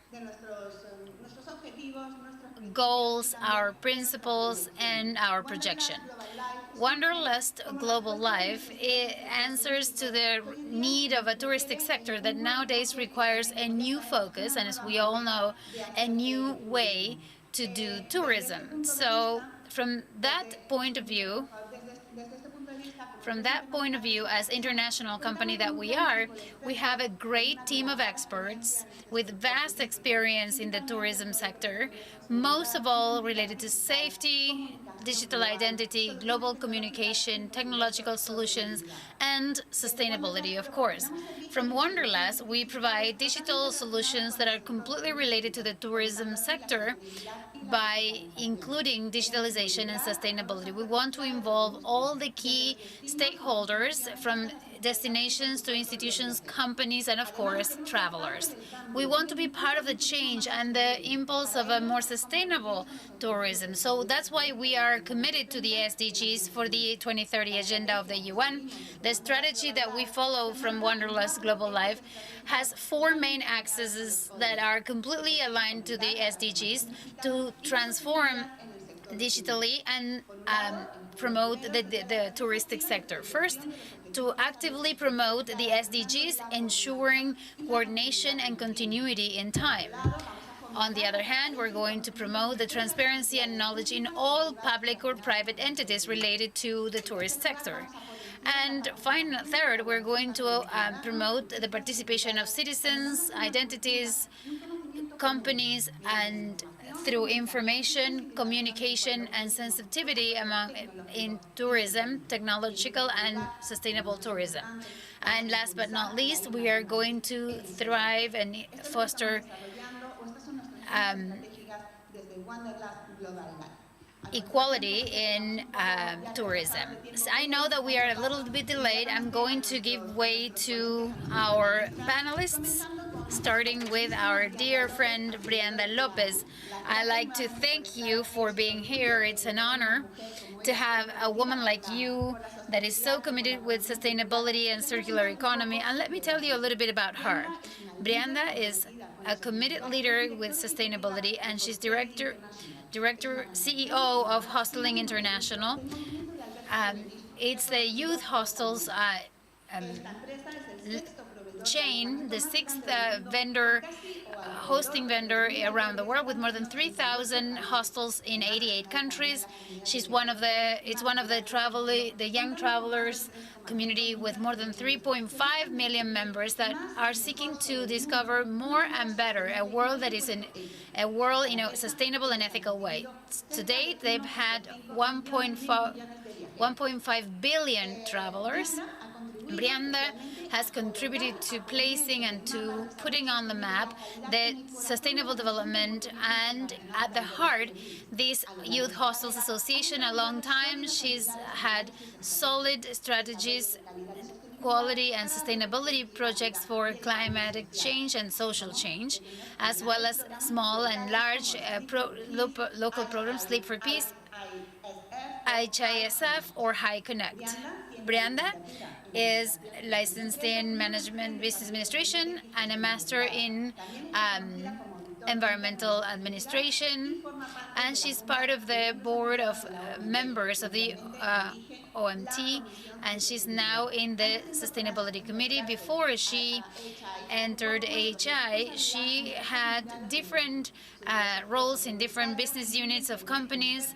She's an expert in the industry for industrial factors of Sustainable Council and preside the work of the work team for the SDGs. Welcome, Brianda. The floor is yours. Thank you so much, Dinora. It's a pleasure to be with you. And I've prepared a very small, short presentation. Let's see if it works.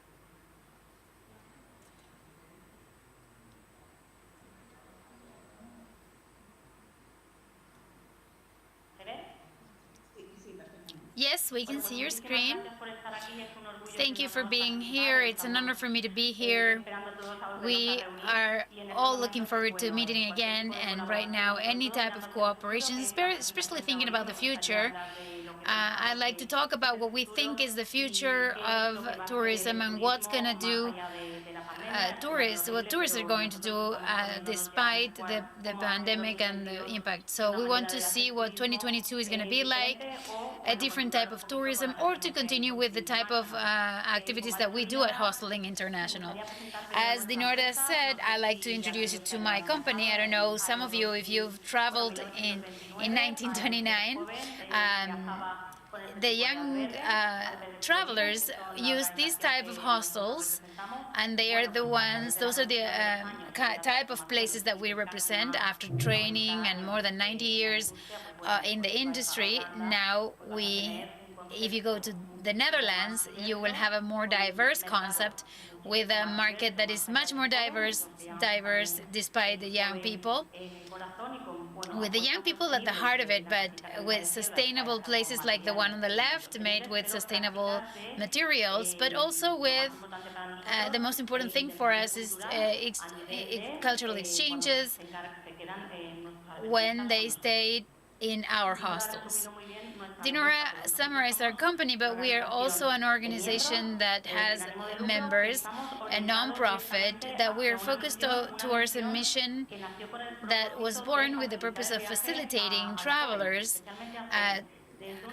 young travelers, from a knowledge, cultural experience among people, environment, and respect towards local cultures. That's why hostels are built the way they are. It's not a product based on the services, but when people stay at our hostels, they have the chance to socialize, to get to meet other people, in a very safe environment where experiences are focused to know the local culture. That's why we think that our hostels are dynamic social dynamos, because we bring the young people to destinations that are going to be opened by them in the first place. If you look at the locations, many hostels sharing this movement, such as facilitation and understanding among cultures, we have an impact that is quite global at dynamic level, and an impact on tourism and the quality of travelers. For us,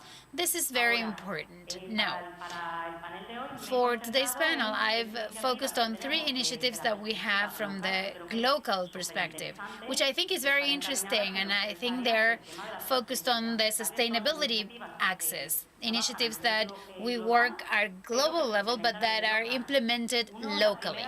The first one, as Dinora said, the Sustainability Fund. Since 2013, all of our travelers can compensate their stay with us and pay for their stay, and with the money that they pay, those that are committed to sustainability, what we do is we invest that at local level, or they come to hostels where we help reduce the CO2 emissions. So since 2013, we've invested in 23 projects, and we always ask to contribute to the SDGs, but to also have educational purposes, to integrate communities, and to work with My Climate. We compensate at local level in destinations where we don't have a reach, but where we help development, like the project here, that is not also we contribute with funds, we give scholarships to women, to girls. The second project that is more of a social tone is Sleep for Peace. It's a global project that comes to celebrate the World's Peace Day, and we think we contribute by facilitating the cultural exchange among people to prevent conflicts. And when you know the other person, when you know the other culture in a relaxed environment, you see things in a different way, and that helps us prevent any type of stereotypes. We break down walls, and at the end of the day, we contribute what we call peace and tourism in general. In many cases, we are affected by world conflicts, many examples nowadays. In that sense, what we do is to give the possibility to each destination of participating in a local way in what they understand is the culture, conflicts, and the circumstances that each destination has. Last year, for instance, no, 2 years ago, each destination sent a box with what they thought represented their country in other countries to talk to the networks about the cultural aspects represented there. So New Zealand sent a T-shirt of the All Blacks, but many things that we didn't know also, in order to increase dialogues among cultures, so people start understanding more than what we know already about each one of the countries. We also had discussion panels in countries like Israel. They talk a lot about the conflict there.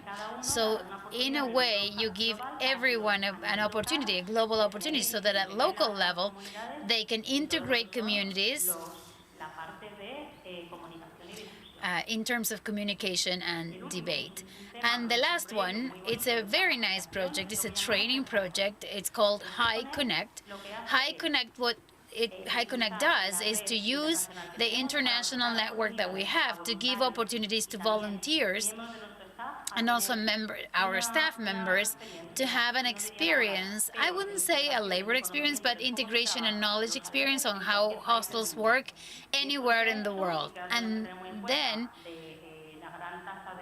the great unemployment rate among young people, we give the young people the opportunity to have that first contact with tourism at simple level, labor level, but to get to know the country. And when they come home, they can also put in their curriculum some kind of labor experience, work experience that will open their doors for any other kind of better jobs or good jobs.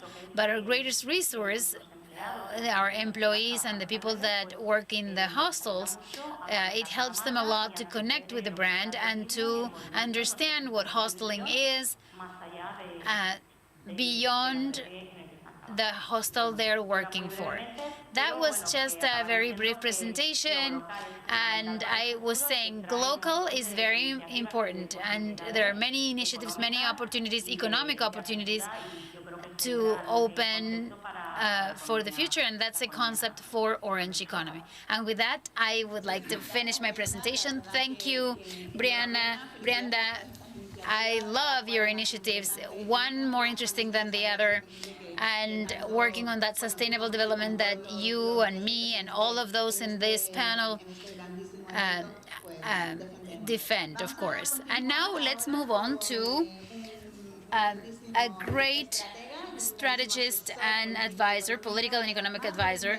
With more than 20 years, he has developed his professional career helping entities and organizations to implement sustainable development. Jorge Brown, good afternoon. He's VP and founder or founding member of the Advanced Leadership Foundation. You will tell us about the initiatives that you are developing, and they organize different forums around the world. He's partner of MAP Consulting, focused on implementation of production plans to integrate sustainability policies. Jorge, whenever you want, the floor is yours. Thank you, and good morning, everyone. It's an honor to be remotely, but it's an honor to be with you all. Thanks to the organizers, Maximiliano Malvesin, for this invitation. It is always a privilege to be in Cordoba because, you know, our foundation, we had the opportunity to organize 2 World Summits on green economy. One of them had as a guest speaker former President Obama, always with the support of the governor of the province, Juan Schiaretti, to bring these opportunities to Cordoba province. And personally, I think is one of the most interesting provinces, not only in Argentina, but also in Latin America. We organize world summits, and in 2019, we organized one with Duque's administration and the mayor of Medellin. We organized the first Orange Summit with the concept of Richard Hastings. There were 58 speakers with us for 2 days to discuss on orange economy. And this is where I would like to focus orange tourism, because orange tourism is the pillar between orange economy. I mean, the symbolic, it's a key driver because it is the differentiating driver in Spain and other parts of the world. They spoke about global tourists before pandemics, and then the pandemic struck. Okay, now you're without any tourism. A clear example was the city of Barcelona or other cities saying that they did not want so many tourists. So now they regret very much because they realize about the importance of tourism. But it is a good time to rethink what kind of tourism we want in orange economy that is created, that has to do with creativity. I think that Latin America has this huge opportunity to reinvent itself and attract tourists that seek for orange economies, and that those tourists will leave more money in the economies.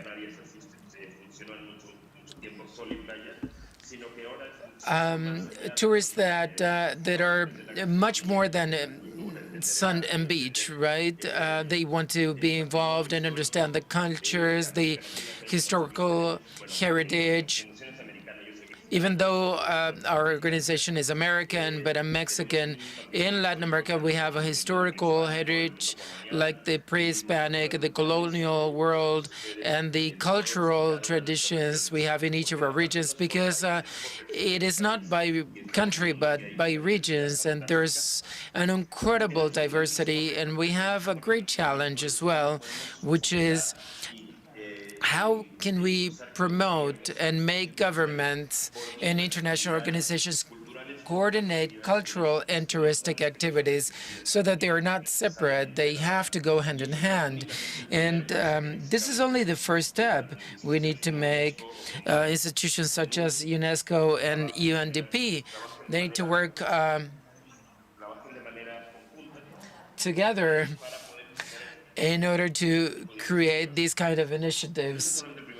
And this is just the first step we need to make. The second step is to find new leadership within civil society that demands a very powerful participation, people leading in order to carry out new initiatives. For example, cinema festivals, and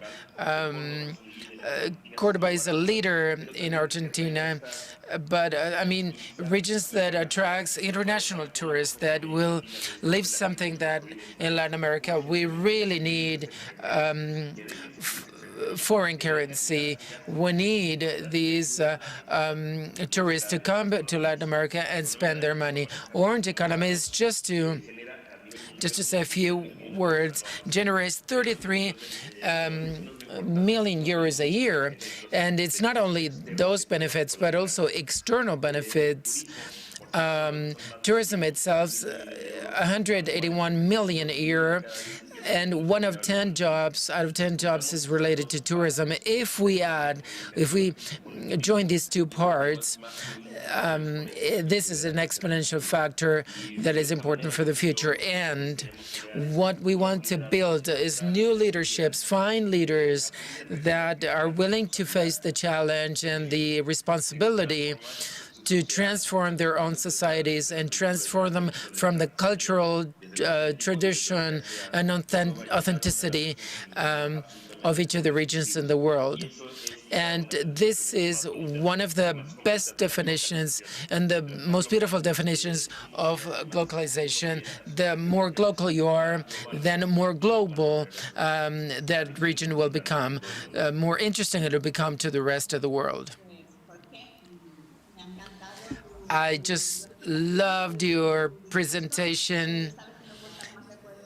I couldn't agree more with you, because it is, we've known each other for some time now, and we are on the same page. And after Brenda, your presentation was fantastic. Now we'll give the floor to Jaime. Jaime Cabal, how should I introduce yourself? Because your CV, I mean, it's so long, it could take you many hours.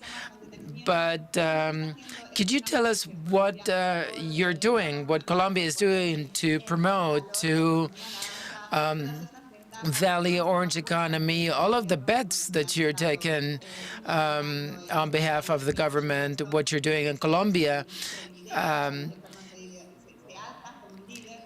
You're really the leader that is advocating for orange economy and creative economy. Jaime Cabal is the national executive president of FENALCO in 2019, and he was also a minister of economic development of Colombia and ambassador of Korea, right?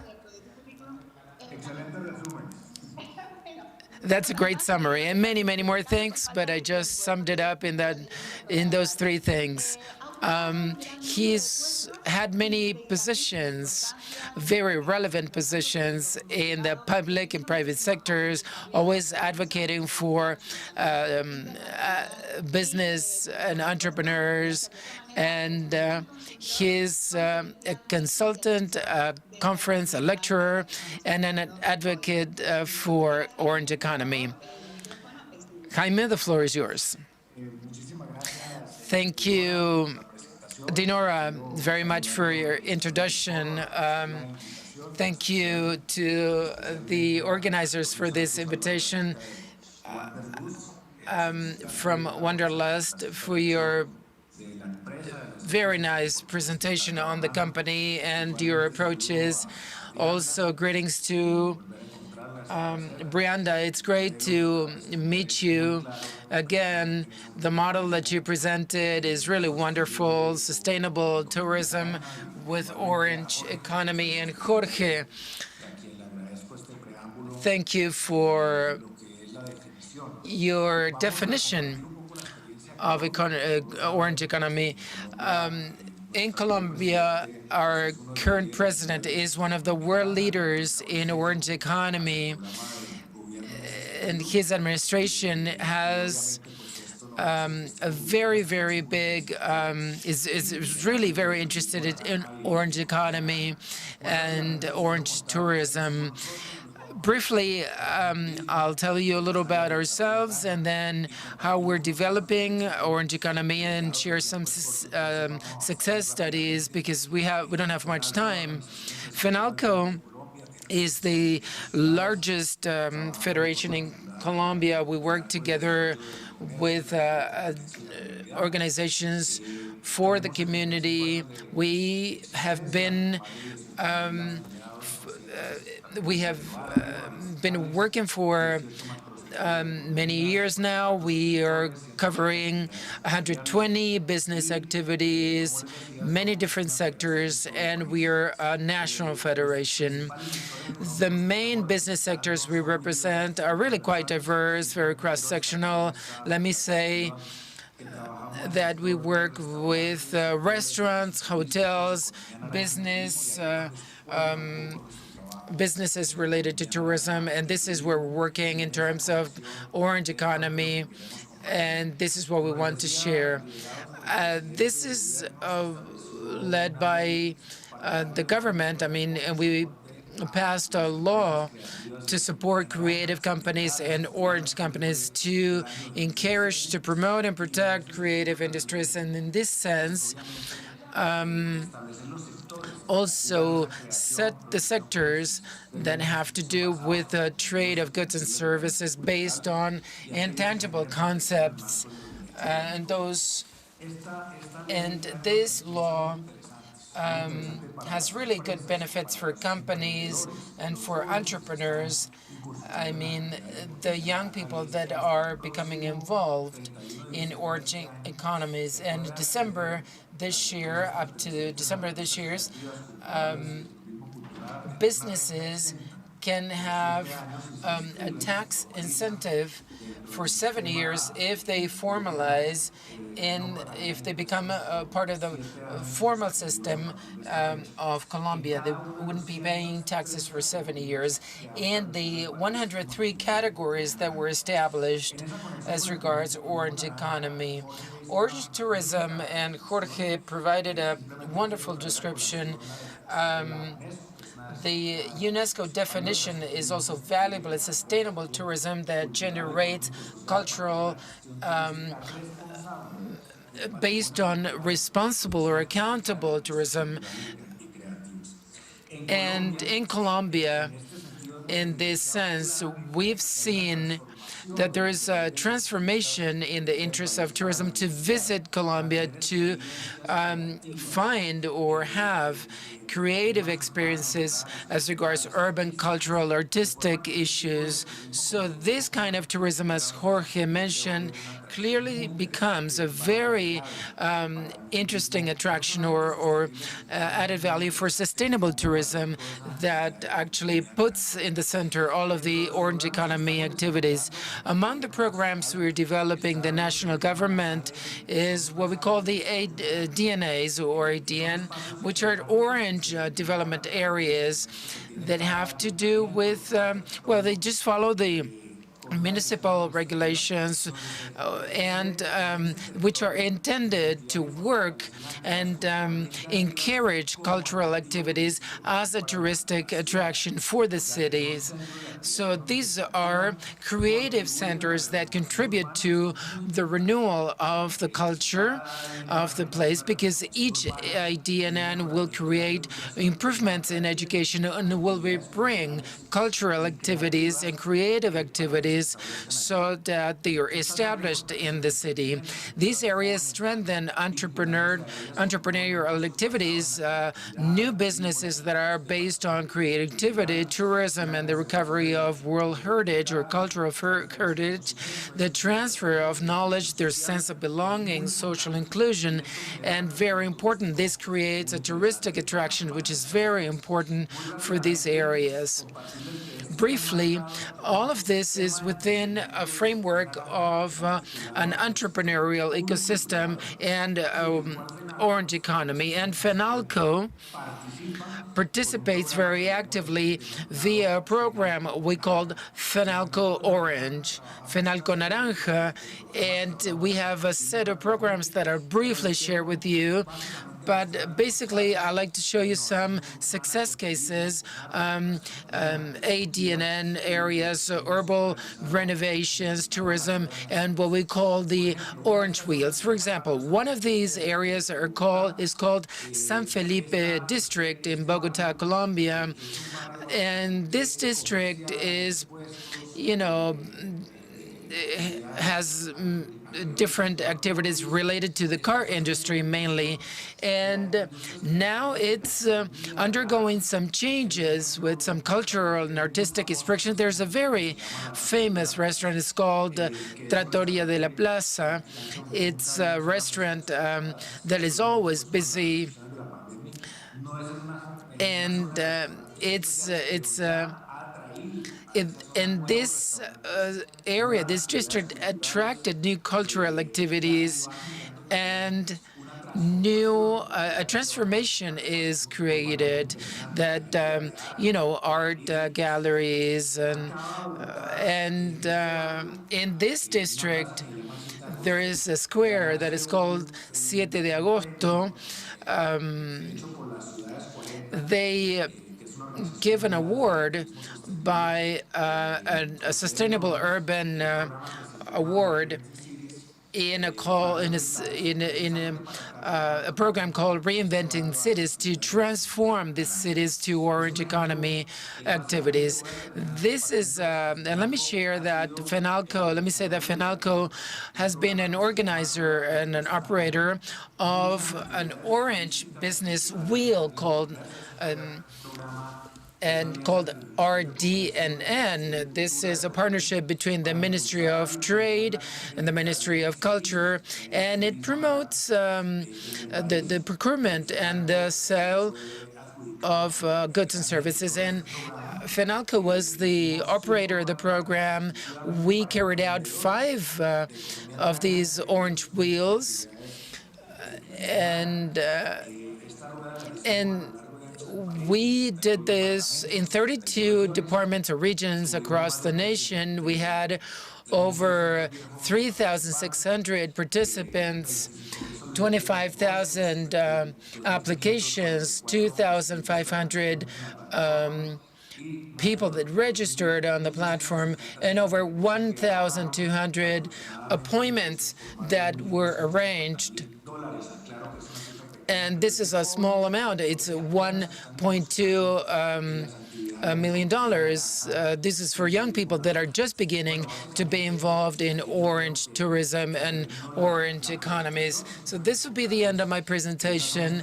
And these are just some experiences that we're working together with the private sector and the national government and FENALCO. Tienes muteado.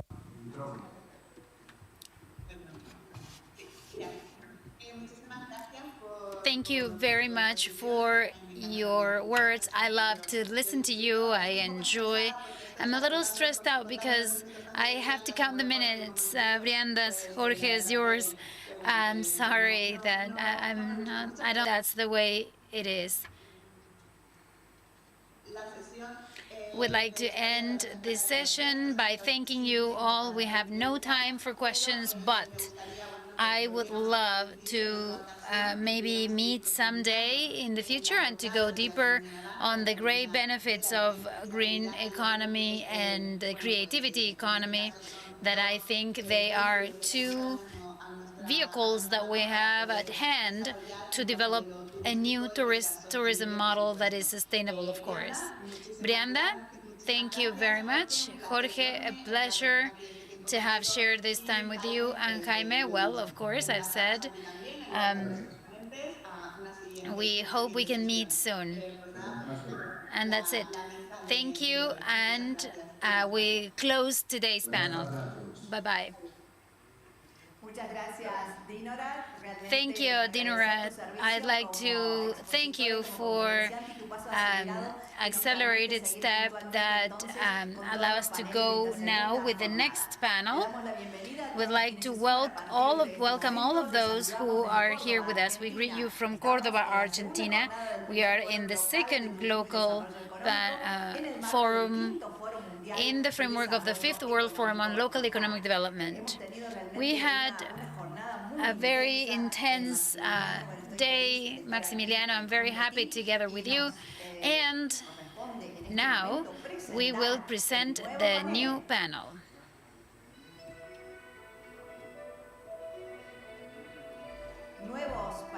New paradigms from the trainer's vision in tourism. Moderator of this panel, Marta Botti.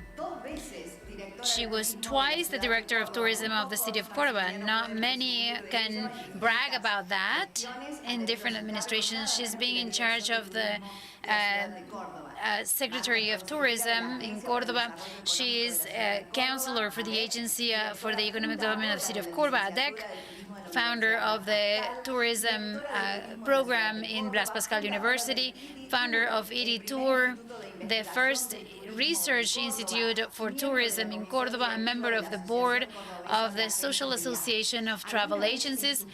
Once, in her many participation as a speaker in local forums, as a conference woman and an expert on tourism, I listened to her say that there are two T's in her last name, Botti. One is T for her last name, and the other T is tourism. Yeah, it's a pleasure for us to have Marta. She is such a key referent, very well known abroad. The times I've talked to many references in the international tourism, she was mentioned. And now in this panel that we will have local and international representatives of tourism, we had no doubt that she had to be the one to moderate the panel. Marta, it's my pleasure, and all the organization is very glad to have you here in this channel, which is training tourism ahead with the change in paradigms of this pandemic. Marta, please, the floor is yours if you want to come to the panel, while Laura, if you want to name the rest of the panelists. Thank you. Thank you. Good afternoon. Those who know me, they know that I always express everything I feel. I feel a lot of appreciation, really. I'd like to thank the ADEC, the Agency for the Economic Development of the City of Cordoba, for representing them from this tourism space in those dialogue tables that we always have. I like to really congratulate, from the T of my T as in tourism, the initiative of the first GLOCAL forum on tourism. I'm going to talk very little about the dark times. I'm going to talk more about the light at the end of the tunnel that is waiting for us. So we start thinking we have to start walking towards that light.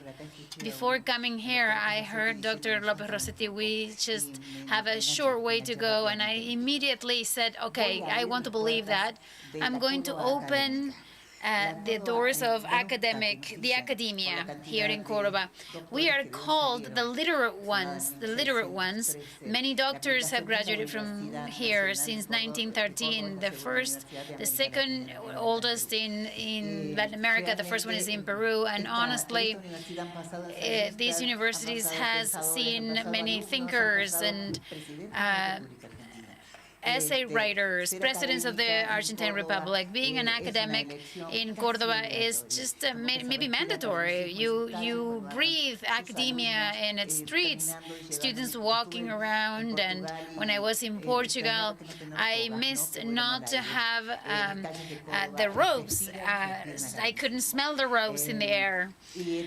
And tourism is a discipline that we decided to place it 20 years ago at a higher level because we thought that it deserved respect of having that special step that was to belong to the university concepts. Cordoba is not only academia, it's also tourism. It's the first destination around the country. We are a destination hub. Despite the fact that the airport is closed, we'll recover it soon. So it's a hub, and Cordoba tourism, that's what we're talking about. And I want to tell you something about Cordoba and tourism. I want to tell you that it's the only city that hosts 3 tourism observatories. The one that belongs to the city government of the city of Cordoba, and it's been in functions for more than 12 years. And the information that you need, you can find it there.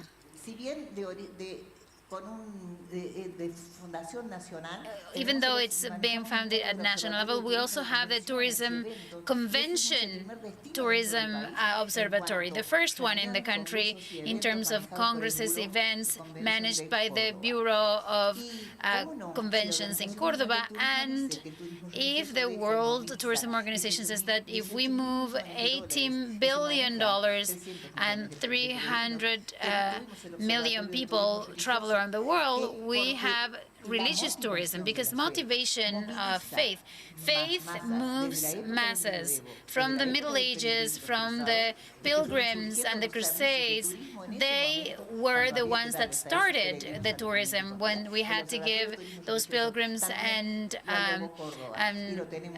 people of faith host and accommodation and food. So Cordoba is totally academic. We know that we have very little time, and I have a beautiful panel. I'm going to say good afternoon and good evening because they are listening to us from Spain. But basically, we are going to say that there is one person that is not here, Seleni Mateus. She couldn't join us, unfortunately. Executive Director of the International Studies of Tourism International Studies from University of George Washington. From George Washington University. So we are going to listen from Ana Concepción García Gómez, Complutense University, Madrid. So talking about Madrid and Complutense University, for all of those who have been there, it's great because Madrid is a model city in terms of tourism, so having heard is great. We will also hear from Roberto Iparraguirre. This is a women's panel, but we have one. Tourism is very inclusive. It's really inclusive. We include this man in our panel. We women do a lot for tourism. We don't have inclusion problems in tourism. Roberto Iparraguirre is Dean of the Environment and Tourism School at the Provinces University. It's a local province university. It's very important to have a university that is specifically devoted to the local students, and from the point of view of the from there, they look into the world. They were, as a consequence of the first Institute of Tourism, 40 years teaching tourism and training the tourist experts that already have gray hair. We will also hear from Gabriela Larrauri, coordinator of the National University of Córdoba. She's going to present Raíz, a program to support local management, and Blas Pascal University with the director of the Tourism and Environmental Management, Eugenia Alaniz, and Silvia Ramallo from Siglo XXI University. Eugenia Alaniz, Blas Pascal University, very much linked to her, myself, because I was in her position before, and Silvia Ramallo, representative of the tourism and hotel program at the Siglo XXI University, one of the largest universities, online universities in the country. Let's begin with María Concepción García Gómez from Spain. Thank you very much, Marta, dear panelists and attendees of this first GLOCAL Forum on Tourism and Economic Development. Here it's still daylight here in Madrid. Now nights start later. It's a pleasure for me to participate in this forum and especially to be surrounded of such prestigious colleagues. So I'd like to begin my speech by thanking the organizing committee for their kind invitation to be here with you. And I'd like to congratulate this initiative that is great. So I'd like to give you a few ideas about the challenges that we will be facing while developing touristic talent from the higher education perspective right now in these pandemic times, but most of all, looking into the future, into the post-pandemic. Tourism is one of the economic sectors that has been negatively impacted by the health crisis, and it will only be in some time due to its characteristics, restrictions on mobility, isolation, and fear. They're all enemies of tourism right now. For example, in Spain, information data states that in the tourism sector, they're scary, really, really scary. In 2019, that apparently it was a long time ago, but it was just a year and a half ago, Spain received 183,000 tourists, which meant a record number after many years that we surpassed our own records, and getting a very curious phenomenon that we received double the number of tourists, foreign tourists, than people living in Spain. So the GDP was very benefited, job creation increased by 13%. In 2019, we were the first country in the world in terms of touristic competitiveness, and the first one around the world with international tourists, only after France and the US. So that was 2019. Last year, in 2020, the arrival of international tourists plummeted by 75%. We only had 19 million tourists, a number that we only had in 1968. However, in the pre-pandemic, tourism was one of the economic sectors that was the most dynamic ones, with incredible growth, a clear engine for the socio-economical development, and by itself, due to its multiplying effect that it has over other economic sectors, and for its capacity to create jobs, this tourism as a job creator, as a promoter of culture, economy, and local products has been reflected in several of the SDGs. More particularly, when we talk about the SDGs 8, 12, and 14, tourism directly or indirectly contributes to job creation, most of all in the most vulnerable groups such as young people and women. And it fosters economic development with the creation of small and medium enterprises. for all of that, the closing of this event of this sector has had huge social impact and lots of losses of jobs around the world. So now more than ever, we need to improve professionalism in the sector. We are capable to offer innovative answers and responses to these new challenges by means of developing new touristic talents. If we look back, like Marta was doing when she presented us, and if we remember the higher education in tourism, we may find a key that can help us understand why the effects of this health crisis have been worse in this sector than in any other.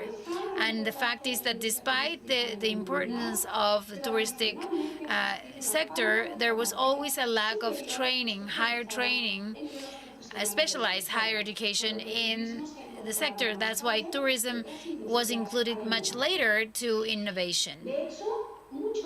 In fact, even before the pandemic, from the beginning of the 21st century, we already had a tourism model that was completely unsustainable.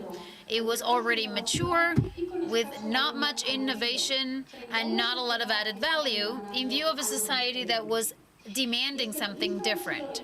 The tourists of the 21st century do not only want to arrive to a place and disconnect themselves and rest. It's not the same for them to be in one place or another. They try to find emotional stimuli. They're looking for experience, and therefore, before the pandemic, we had to have qualitative changes in the touristic models, and that's only possible through research, innovation, and entrepreneurship. And there can be research, innovation, and entrepreneurship if we don't have specialized higher education in the sector. Traveling and do tourism does not mean that you're a tourist expert. It's like voting in an election doesn't make us politicians, or taking care of a sick person does not make us doctors.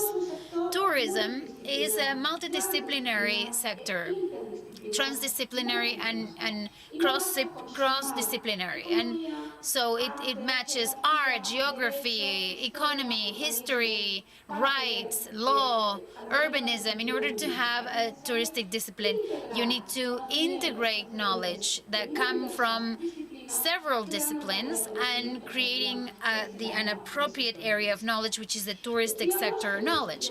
We said that tourism knowledge were introduced much later into the universities, much later than many other disciplines, but currently they have recovered that prestige in universities around the world.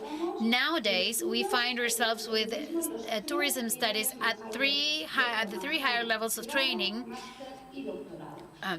degrees, masters, and and doctorates. Very, very specialized programs in the field of tourism. So even though the situation is better than at the beginning of the century, we still need to improve that much faster, because this pandemic represented a tsunami. We have to give quick answers to this situation. Anything that can be invented has already been invented. Sometimes I like to start my classes about creation of companies and entrepreneurship with this phrase that was enunciated by Charles Dwell, a patent commissionist in 1889. But the truth is that he said that phrase, and none of us connected here in this forum, we don't believe that that is true, but we do find ourselves many times around us with people that do and act consequently in that way. So innovation is essential, and we don't know where the boundaries are, if any. And that's something that this pandemic has made evident: the capacity of resilience, of detecting and giving response to the new opportunities that changes generate, transforming, in other ways, threats into opportunities. We have to admit that this is going to pass too, and this is a great opportunity to reinvent the sector and speed up the changes that are necessary. From universities, we have to send this message and to be able to launch initiatives to contribute not only to the recovery, but also to the consolidation of tourism as a sector of high added value. For us, it's very important to have contributions between universities and companies, for teachers, for the entrepreneurs, how to impulse knowledge and entrepreneurship in companies of the sector and in the touristic destinations. From this cooperation, we can find new touristic products based on technology, data, user experience, among other examples, and we can also identify new segments and new niches with more possibilities of differentiating ourselves and internationalization. In my understanding, that's the way we have to go to.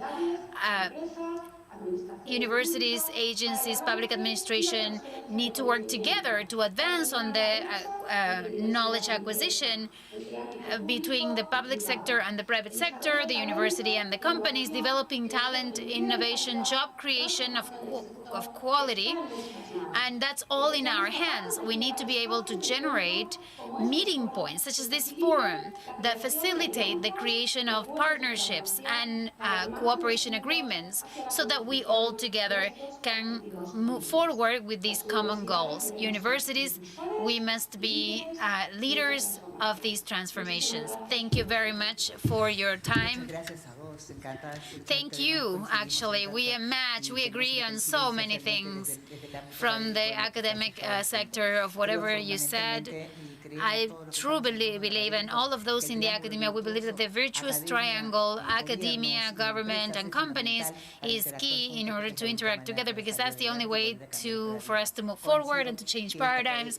I completely agree that even though this pandemic has been very painful, it has stopped something that we had to change. Thank you so much. We'll get back to you in a few minutes. Now, we'll hear from Roberto.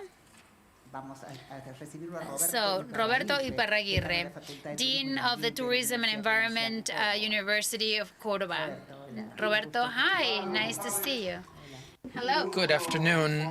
It is an honor to meet you, even though remotely, and share this activity with you. A warm greeting to colleagues and managers, tourism managers in Córdoba, Spain, and congratulations, and to ask for permission, because I'm the only man in the panel, and Marta talked about the presence of women in tourism. It is actually in many sectors. Out of 1,600 students, we have 55% of them are women. And this speaks about the importance and the thrive by women. Having said this, let me begin with my presentation.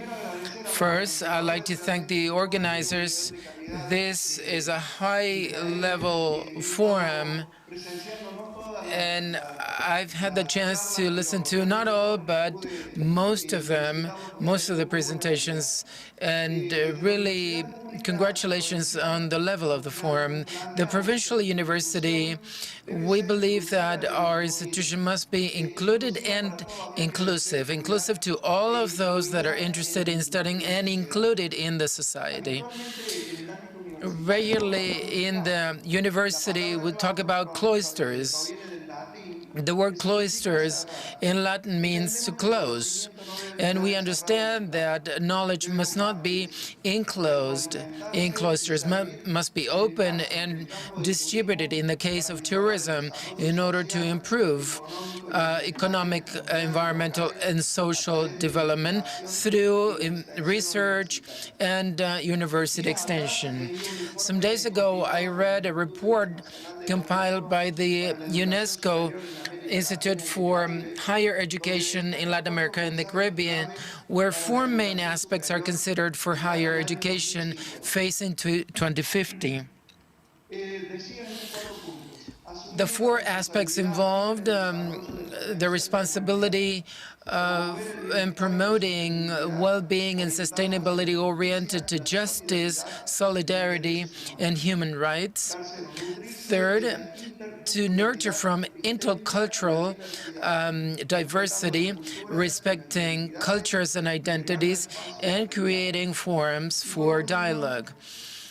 And number four, to create interconnection to promote connections among cultures and to connect higher education with other levels of education, including informal and non-formal education. We understand without a doubt the role educational institutions play at all levels, particularly universities, to actively participate in the development of the skills and the power of communities. The great challenge is to provide high-quality training to the largest number of people possible. As regards tourism, we need to imagine urban and rural spaces that ensure health protection and environmental health in general. In the short and medium term, we'll have to train our students as regards the needs to maximize health care, their own health care and the tourist health care. And we need to enhance or provide an unforgettable experience. Not long ago, we spoke about the need of tourism and the positive impact tourism has on the health of people, and isolation has really enhanced this need. We believe that as soon as we have sanitary conditions in place, this sector will accelerate its growth. We need to be trained to do that, to face that situation. Concepts such as proximity traveling, recirculation of money in weakened sectors, regional economy, circular economy, economy of knowledge, domotics, renewable energies, energy efficiency, connectivity. These are issues that are involved in tourism, and they are here to stay. Company incubators, business models, investment projects, SMEs, strategic alliances. We'll be adding community tourism, cooperativism, and gastronomy, food tourism, and more sustainable hotels in this new scenario that is approaching. Training professionals that promote local development from dialogue based on governance, creating synergies among the different social stakeholders, and will then be able to develop the network we need. The interrelation with public institutions and private institutions, formal and non-formal, at the local, regional, and international levels, will strengthen ourselves. As an example, in our university, we've been developing programs and seminars cross-sectional to the programs as regards the four aspects that I mentioned before. The aspects put forward by UNESCO. Seminars that are cross-sectional to the rest of the programs, such as, for example, building peace and coexistence, peaceful coexistence, and the economy, not the market economy, but the economy that is demanded by society in smaller scales. Also, environmental issues that we need to discuss, comprehensive accessibility programs, programs to develop gastronomy. We belong to the international social movements based on three pillars: sustainability, networks, and task forces. Programs to promote gastronomy, different programs on entrepreneurship and also for budget management in the framework of the SDGs. We are part of the Ibero-American network of domotics and renewable energies together with the energy commitment from Cordoba. We have a program in place for 3D tools applications, laser scanning, and the Jesuits heritage. And we're working together with the Cordoba Agency of Tourism to establish the strategic sustainable tourism program in Cordoba. And we are training 29 we're providing programs in 29 municipalities, programs on gastronomy management and hotellery. And during pandemics, we've been together with other institutions been organizing webinars for tourism protocols. Thank you very much. Thank you, Roberto.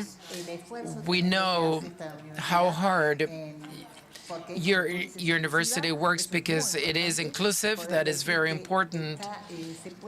So we can all learn about tourism in an inclusive way, and that is really a privilege that is including all of the business sectors. And also what you mentioned about the provincial university, how you're working with the whole territory. We can really tell how much you're doing, and in the future, where we have to understand that we're moving towards a more natural and environmental tourism, and we have to learn this because we kind of forgot about this. Thank you, Roberto, for your participation.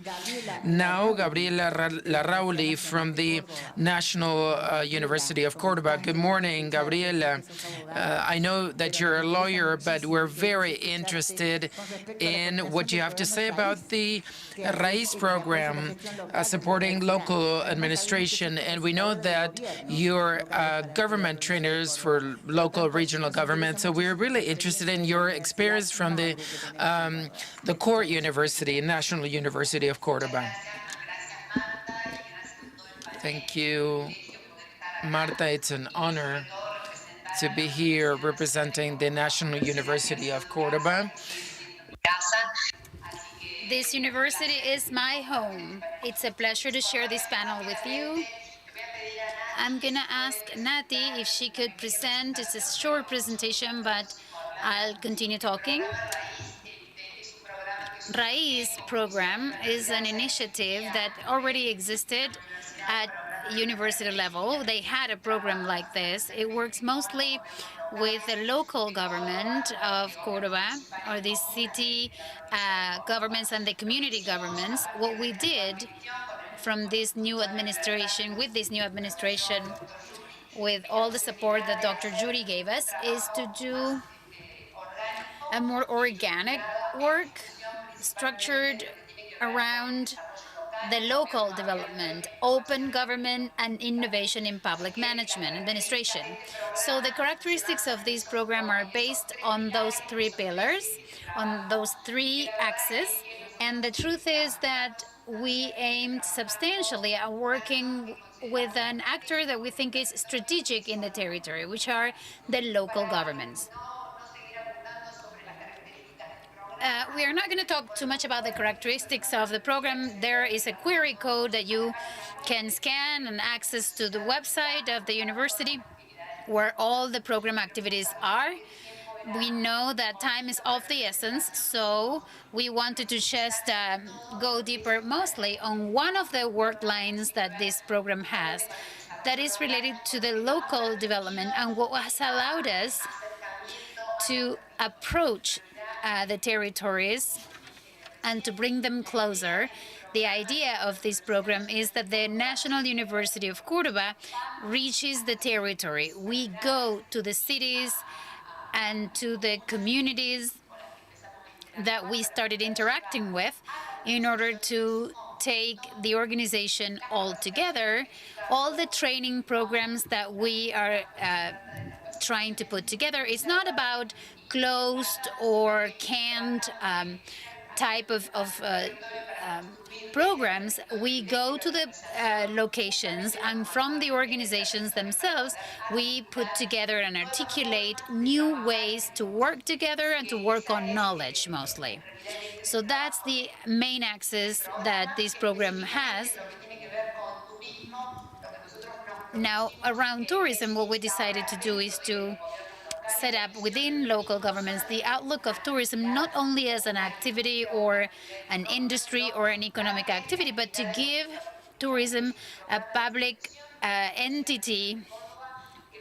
And what we try to do is to focus on public policies, and we understand tourism needs to be planned, designed, and assessed as a public policy.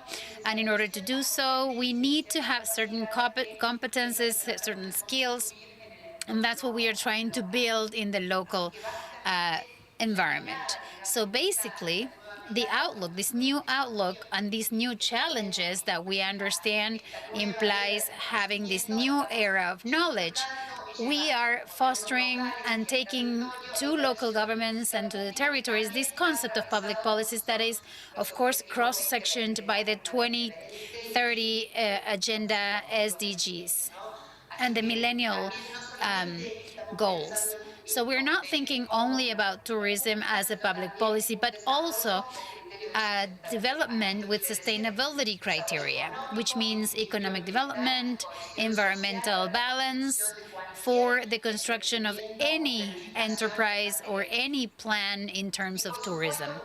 And of course, as it was said before, of course, we want to have a multidisciplinary approach for this changing context, and in that regard, we need to have in each one of these locations and regions in the province that we go to, we need to be able to approach them in different contexts.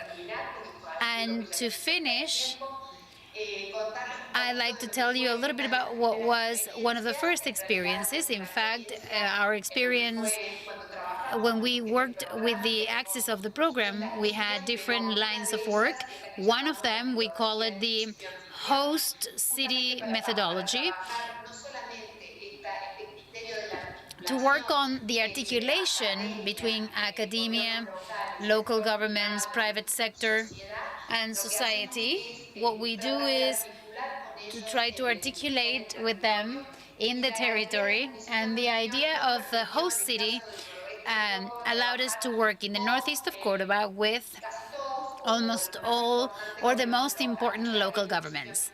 The host city was Villa del Soto, but we worked with San Marcos de Sierra, Cerrezuela, San Carlos Minas, Alzacate, and finally we were able to articulate a roundtable to measure the sustainable tourism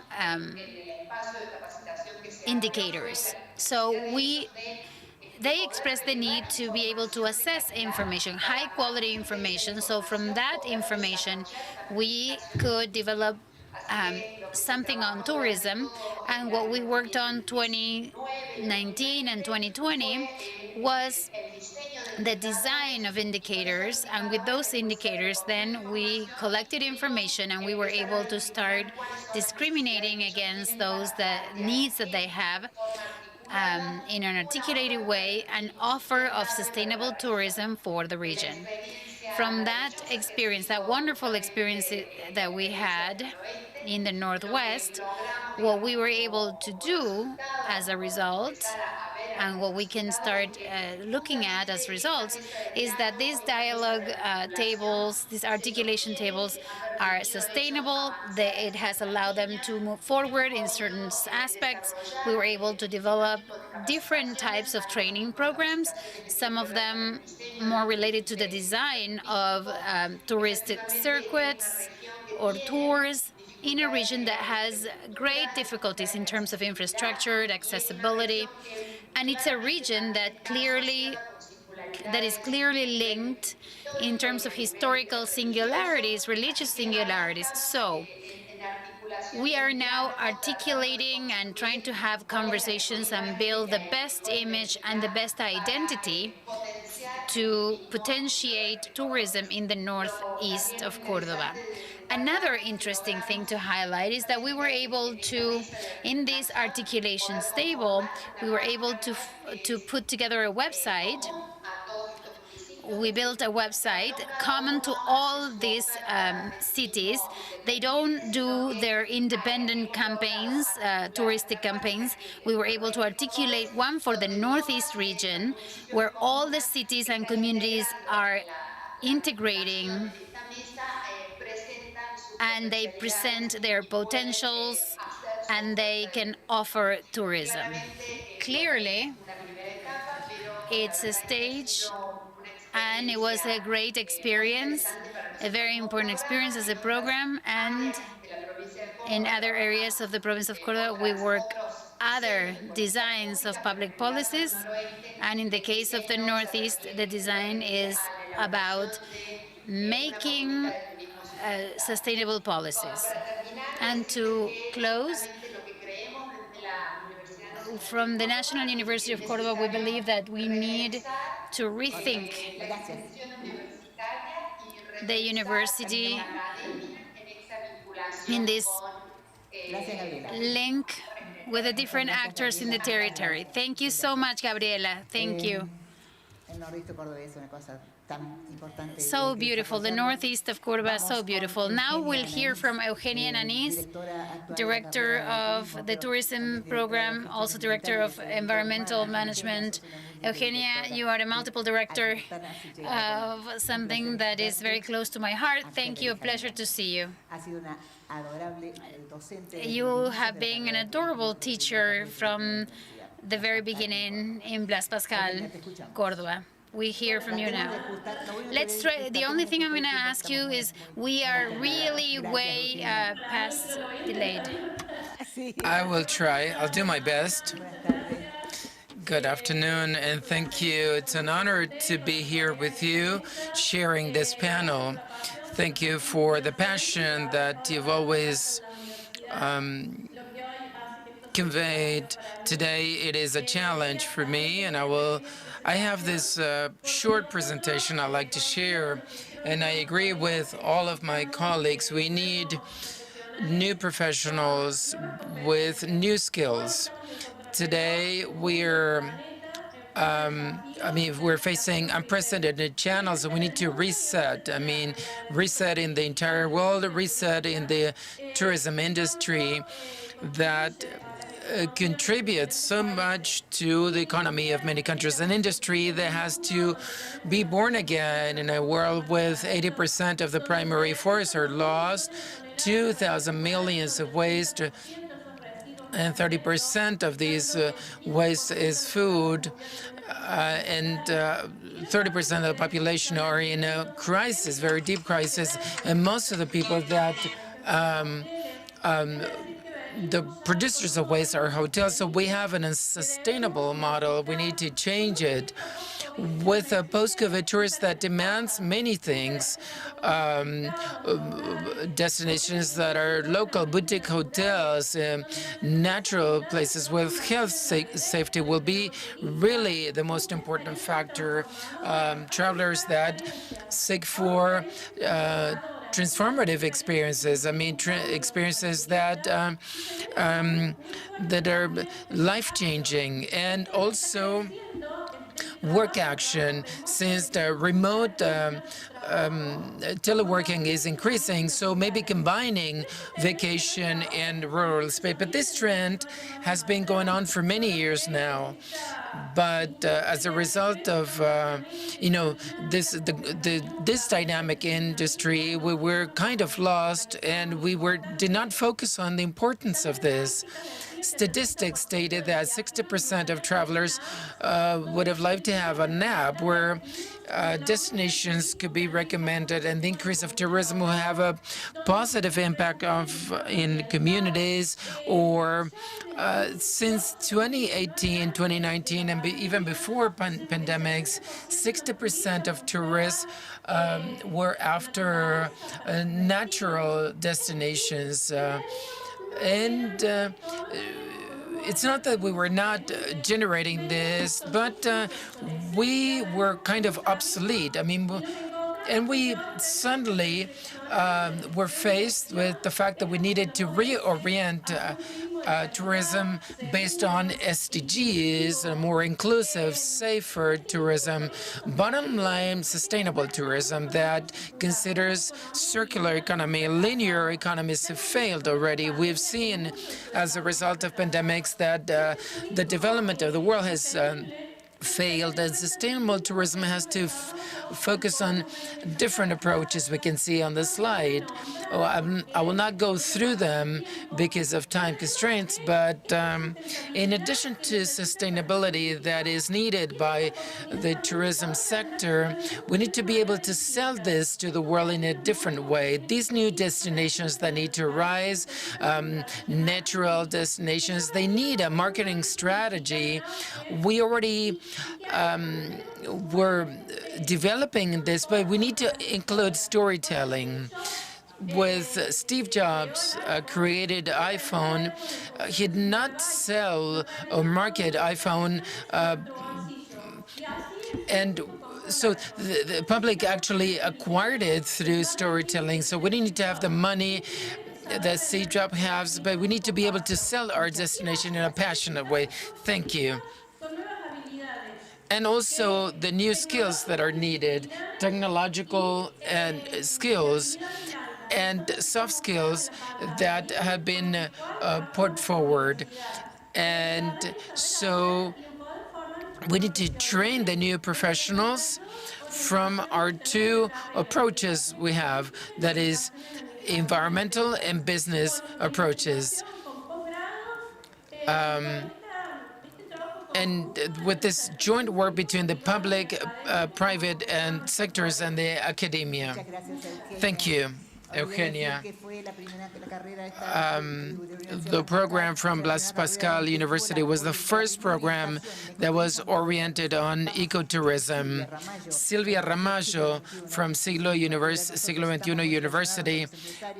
We are connected to business. You are an executive yourself. You're very much related to companies and businesses and governments. Very dynamic relationship you have with them. So we want to hear from your perspective and your experiences.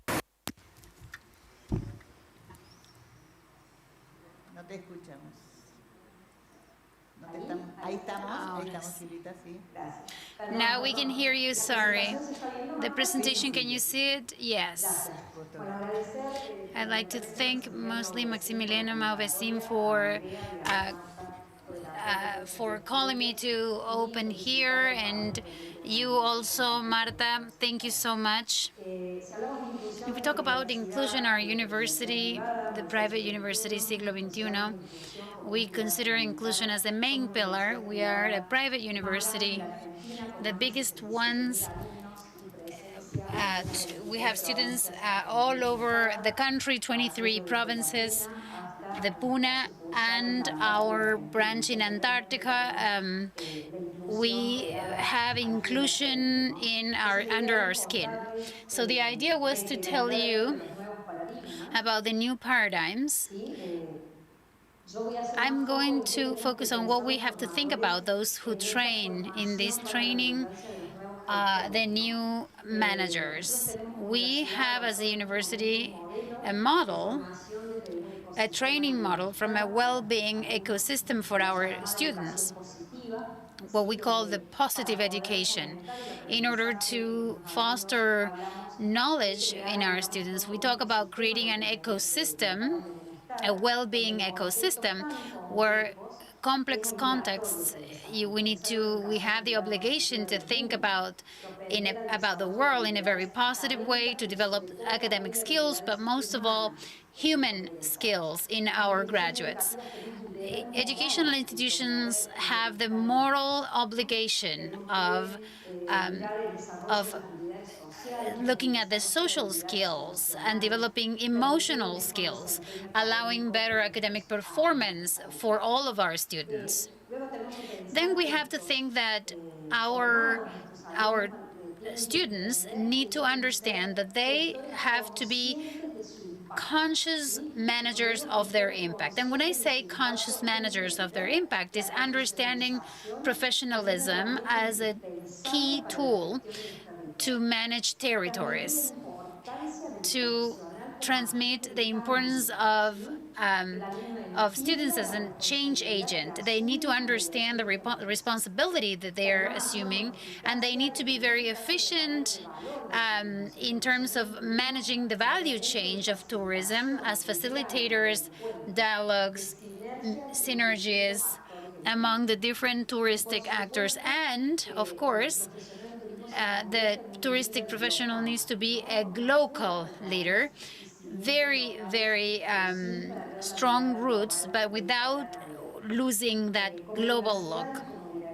As a director of the three programs that I represent, we want our students, and that's what we tell them in the classrooms, we want them to trigger an aware tourism. We want them to trigger that by the sustainable development.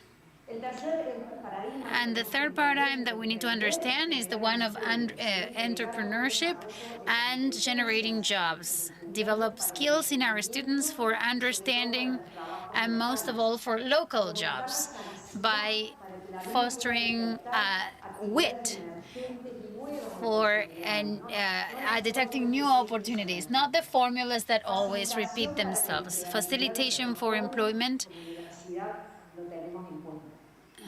and also to foster from the training program local projects of development. We have to close. The impact of planning of the SDGs. We are working very much on the SDGs. We were one of the 3 universities that have worked on the SDGs, of course, with the protection of the natural patrimony and cultural patrimony, proposing sustainable places, and of course deep work on the synergies that you said, Marta, of a productive world, to understand their needs, the public management and academic management. And I close to say that for us, it's a very important paradigm to transmit to our students, is that through the right touristic management in hands of professionals, we can validate and bring dignity to each territory, add value for the identity, respect and pride. And the professionals in tourism are a key player. Thank you to the panel. It was a pleasure to have listened to you. We wanted to listen to you. We are going towards the light at the end of the tunnel, but in good hands, because you are preparing these new professionals, the ones we need for the years to come, with a lot of hope that we are going to correct ourselves from many defects, as Conchita, they call you that way, I know, in Conchita in Spain, to be more aware of the environment. A pleasure to have met you, and let's hope that we can continue in contact. Thank you so much. Thank you very much. Thank you, Marta Botti. A pleasure to have you as a panel of trainers, and one of the axes that we have put more emphasis throughout this GLOCAL forum, the training of the future professionals linked to tourism.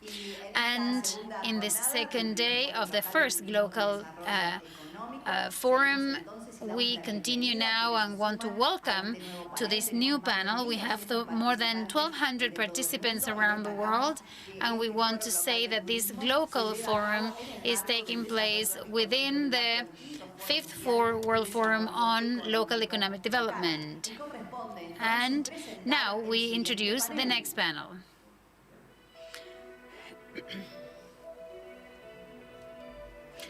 Challenges of the private sector for the future of tourism. Moderator, one of the voices of tourism in Argentina in terms of the private sector, Mr. Aldo Elias. Aldo Elias is the president of the Tourism Argentine Chamber, president of the South American FEDESUD, entity that represents the Chamber of Tourism of South America, president of the Institute of Touristic Quality ICTA, and VP, second VP of the Tourist Association of Hotels in Córdoba, Argentina. And the Argentine Chamber of Tourism is the vice president for the regional association. It's a pleasure to give you the floor now, Aldo Elias, and you can present your panel. Thank you, Laura, and good afternoon, everyone. Thanks again for this invitation to be part of the GLOCAL Forum. I believe we are in significant time regarding tourism, thinking how we can reposition ourselves in this new scenario we're undergoing as a result of COVID-19. Challenges of the private sector for the future of tourism, with these two excellent representatives from the private sector and the central aspect of tourism, will be able to guide us through, will give us their vision regarding what the way ahead. First, I will introduce Roberto Menguales, the president of Association of Hotels from Argentina.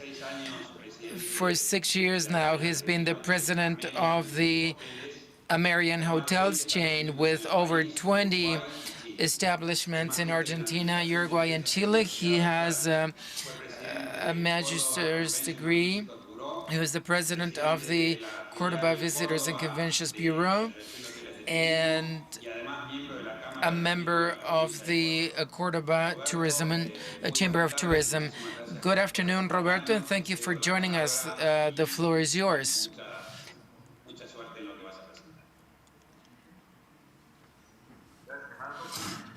Thank you, Aldo. It's an honor to be here. And as regards to the challenges we have ahead, I believe there are some clear challenges, such as resilience. In the first place, we're going through the deepest crisis in the past 50 years. And as regards future challenges, aside of resilience, which is really key, is adaptability, that is flexibility to changes.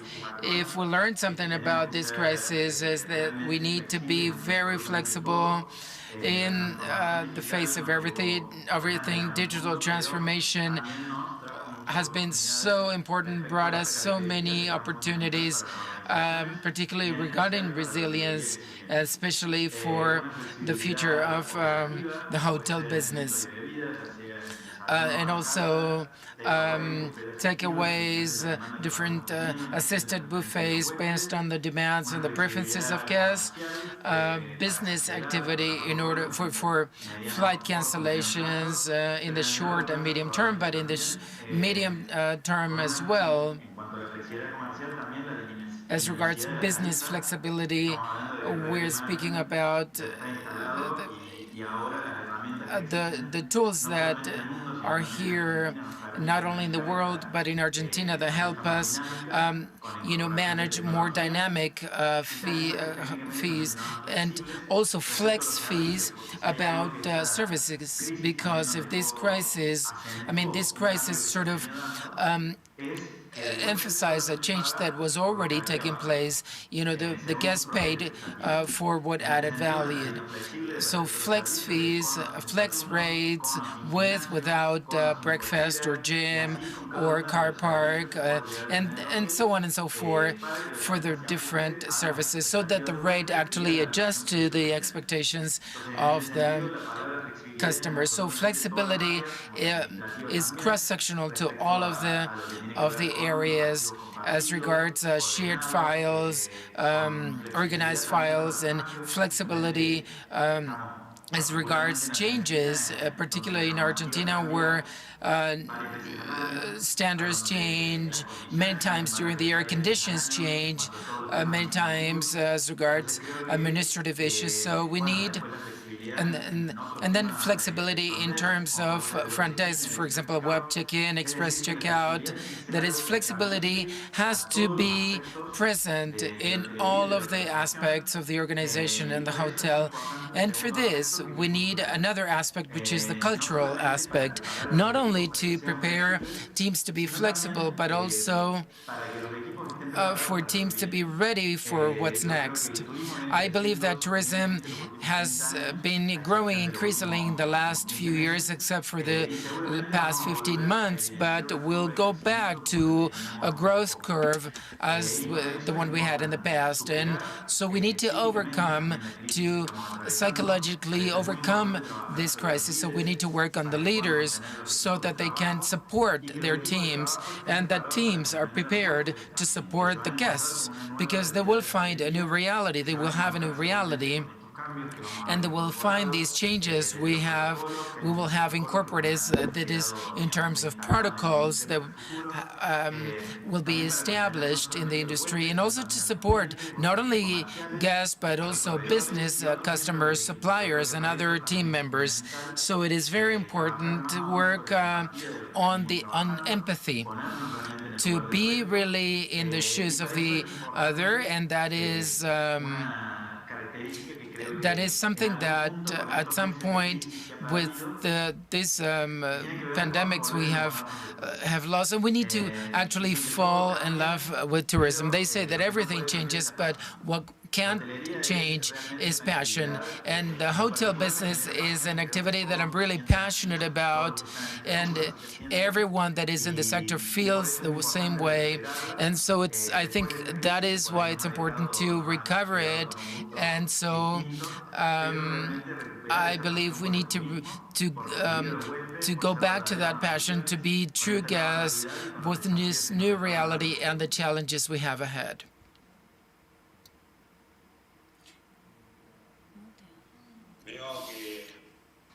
I see that apart from thanking you for participating, the secret of you've been watching The Secret of Her Eyes, and this is where you get the passion. What you just discussed, I feel that will force us to work very much on training, right? Particularly training our human resources. I mean, are you considering that? That's right. I mean, from the Association of Hotels and Tourism, we have a virtual platform that we released right before the pandemics, where we provide over 2,000 hours per month. And we're also developing some training and talks and considering the challenges we have for the future in the short and medium term. Thank you again for your participation, Roberto. We'll now give the floor to Gustavo Hani, who is the president of the FAEVIT. Gustavo has been working since 1998. He was the president of the Association of Travel Agencies from Mar del Plata, and since from 2009 to 2011, and he's been part of the federation since 2011. He is the president of FAEVIT and INCATUR, that is the Institute for Tourism Training, president of the Latin American Convention Fair, and the vice president of the Argentine Chamber of Tourism. And he is also the president of the Buenos Aires Chamber of Tourism. Gustavo, thank you for being with us and being part of the first GLOCAL forum. For those of us who are listening to us, will listen to the ideas that travel agents have as regards the challenges we're facing as a result of this pandemic.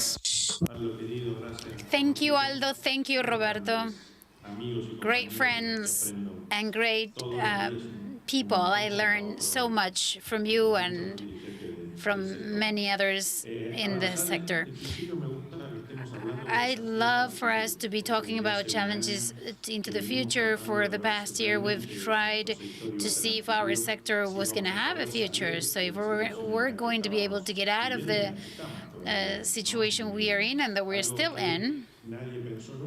Nobody thought that this could last more than a year. We underwent different stages. We saw colleagues that were unable to continue or that didn't want to continue, others that kept fighting and fighting and trying to find new tools, survival tools, something that we were not used to doing. Because what we were doing, we were just selling, we were working, and now we need a lot of survival tools. I think we did a very important job all around the country. I think we have put together a lot of different measures to be able to survive. All the agencies need to survive and to embrace the future. All of those measures that were very important to continue, together with the public administration, we need to think about what's coming too, how we are going to reinvent ourselves. Roberto talked about resilience. For us, travel agents, it's very important to be resilient, to reinvent ourselves, to look for different niches, and to always foster, and this is something we talk about a lot, the public-private relationship. We are all convinced that that's the key. But I also believe that there will be a new scenario, which is the private-private relationship. I think that we all have the great responsibility to generate a new way to relate ourselves from the business side. This pandemic proved that no one can be saved by itself. We are all together in this, and we need to work together. And in order to do so, we need to generate trust in the business chain.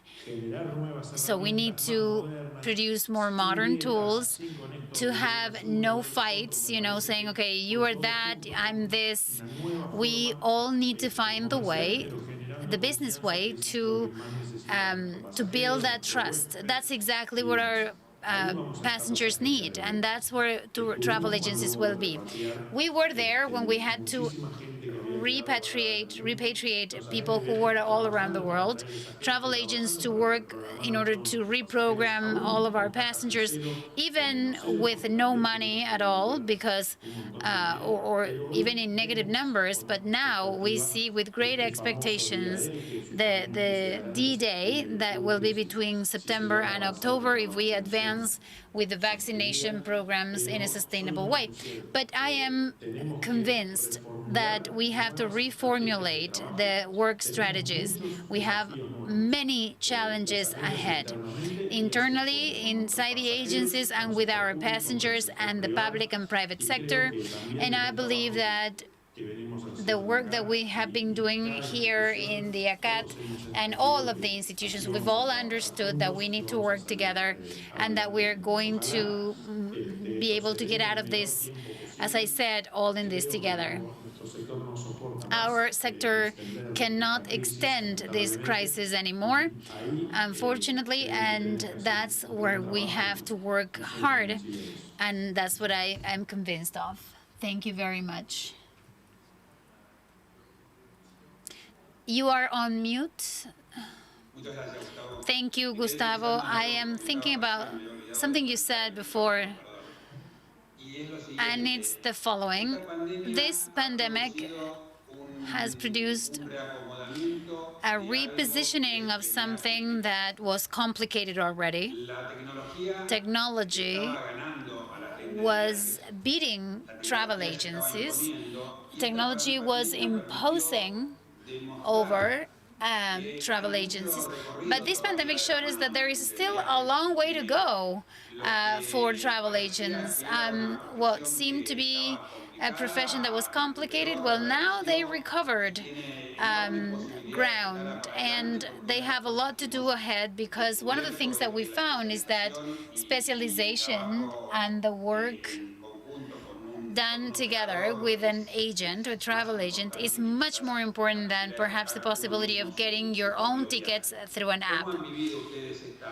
How did you live that situation somehow to recover that role that I think you were losing very much, and maybe unfairly, because there's a lot of preparation for travel agents in order to sell a service. You are absolutely right what you're saying. I think the crisis, what the crisis has done, and to benefit travel agencies to revive that face-to-face or personalized experience. The ones that were there to reprogram tickets and all that and worked at all times, even without getting any money in return, because we had already sold those tickets, were us. Now we need to capitalize that achievement, which was the revaluing of the personalized service. And we have to work a lot on that, as you said, with Roberto, through training. But travel agencies or travel agents, we have a great opportunity, and we need to work around it to capitalize it. Thank you. Well, I think that somehow these two presentations summarize the scenario in which the touristic activity is going to revolve, and in the post-pandemic, I think we have to build virtuous bonds between consumers and service suppliers, service vendors. We think that all the stops that we every time a tourist wants to buy a trip have ended up going through the window, and I think nowadays it brings us closer, this opportunity of working together, where we don't talk about clients or service vendors, we talk about a touristic sector that, on the one hand, you have the consumers, and on the other hand, we have the service providers. We have a very big challenge ahead. You have a lot of work to do, and it's going to force us to be very smart, very flexible, and to be very well prepared for the tourism that is coming. Without a doubt, it generated a contained demand. There's a need to travel. There is a need to live wonderful experiences. And I think that your administration, your management will make it very virtuously. I know that you have other things to do. I know this is a little bit delayed, and I just want to tell you the conclusions, and that I will do it once you have disconnected. Thank you very much.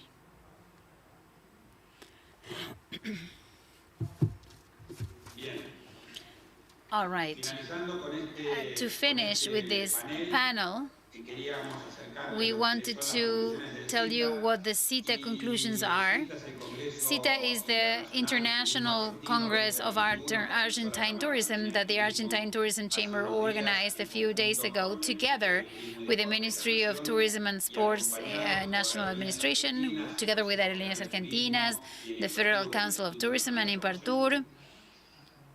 Usually, I like to talk and not read things, but it allows me to speak freely and more flexibly, to start sharing my ideas with those here in an event or whatever. But in this case, when I wanted to analyze the conclusions of CITA, I found with a piece of writing, and I like to read it. Ludmila has written it. She worked with the CAT very much on this Congress, and I think it's a very nice very actual, very current text, so I'll take the liberty of reading what she wrote yesterday. CITA 2021 leaves us some teachings about the importance of being resilient in life, of continue betting for everything we love, that driver that in our case it means to link the world with people and the people with the world, because there is no better antidote in crisis than to face them from the passion, with passion. And something that is Congress left very clearly is that people dreamed of traveling, and that's where we have to be to make those dreams come true. It's also this idea of doing tourism in a new way, in the hands of technology and innovation. This new normal, between inverted commas, demands that we are prepared to consume to the new ways of consuming. A more digital passenger that has learned during the pandemic to use different technological tools that will introduce into their trips, but that will also rediscover the value of asking the experts. Without a doubt, this new scenario for the tourism industry does not only include technology.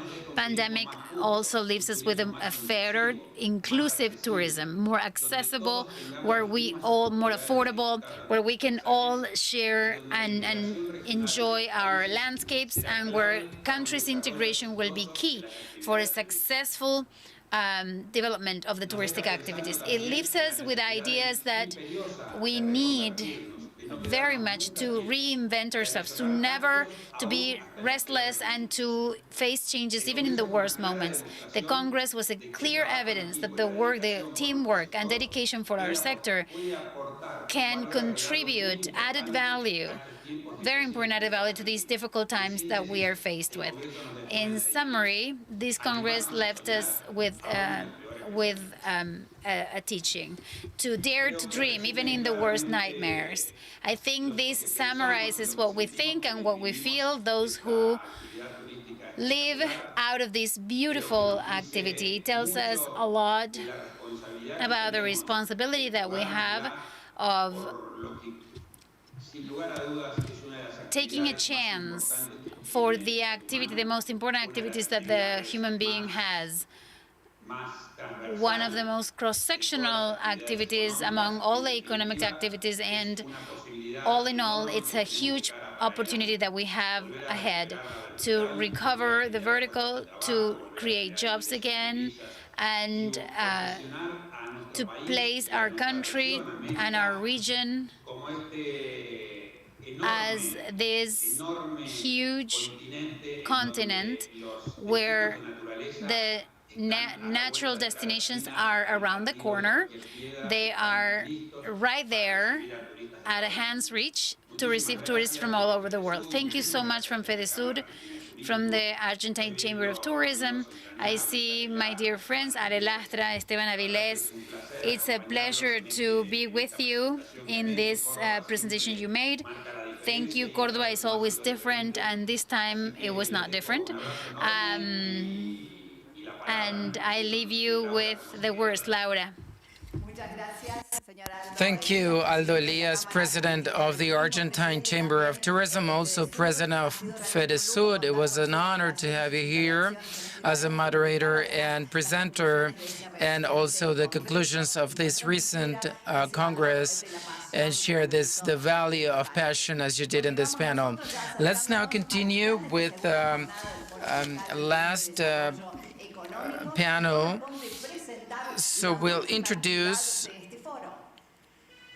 this last panel is on conclusions of the forum from the perspective of the tourism sector of Córdoba. Members of this panel: Maximiliano Mauecin, General Director of the First GLOCAL Forum; José González, President of the Chamber of Tourism of the province of Córdoba; Pablo Bianco, Director of Tourism of the Municipality of the City of Córdoba; Alejandro Lastra, Director of Marketing and Tourism Products of the agency Cordoba Tourism. Esteban Avilés, President of the Cordoba Agency of Tourism, Government of the Province of Cordoba. Hernan Soreiro, who's the Secretary of the Agency for Economic Development, Maximiliano Mauvesin, who's been moderating the discussions for the past few days. Thank you, Laura. It is an honor to have been here for 2 days, 2 successful days, I must say. Thank you to all of the participants from different parts of the world, speakers from over 17 countries, participants from over 20 countries, 1,500 people online, and a lot of these people also on the set. Despite we're going through really hard times. So thank you to the officials and authorities. They have joined us and they have supported us. So conclusions of these 2 days of Forum on Tourism, part of the World Forum on Local Economic Development. First of all, I'd like to thank, on behalf of the GLOCAL Forum, the opportunity for the first GLOCAL Forum on Tourism and Economic Development as part of the 5th World Forum on Local Economic Development. Hernan Soreiro from ADEC and the officials of ADEC and the authorities of the World Forum on Economic Development. Thank you, Maxi, and on behalf of ADEC. And after the past 3 years, we've been working on the 5th World Forum on Local Economic Development to be hosted here in Cordoba.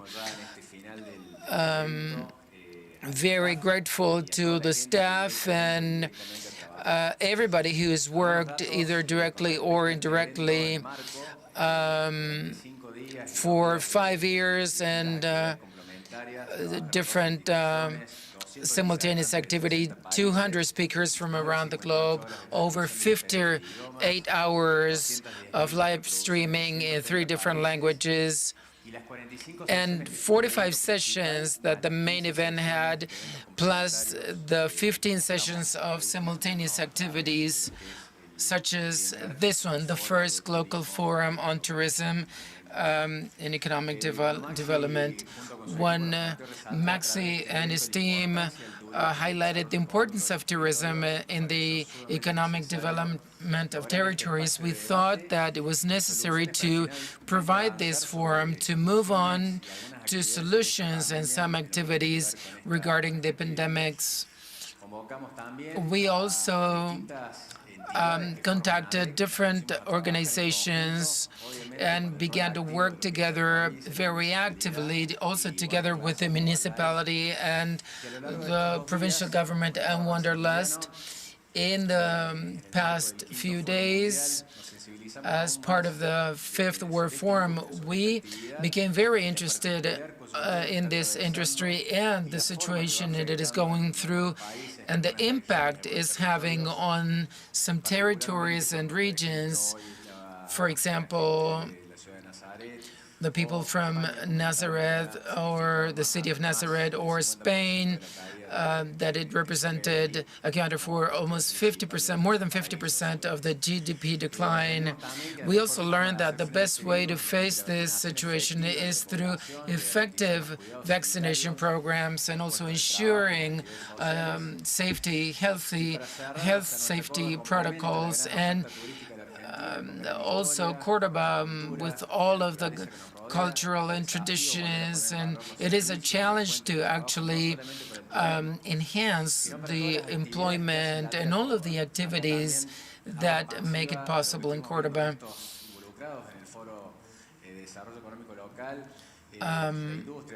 The industry, construction, agriculture activities.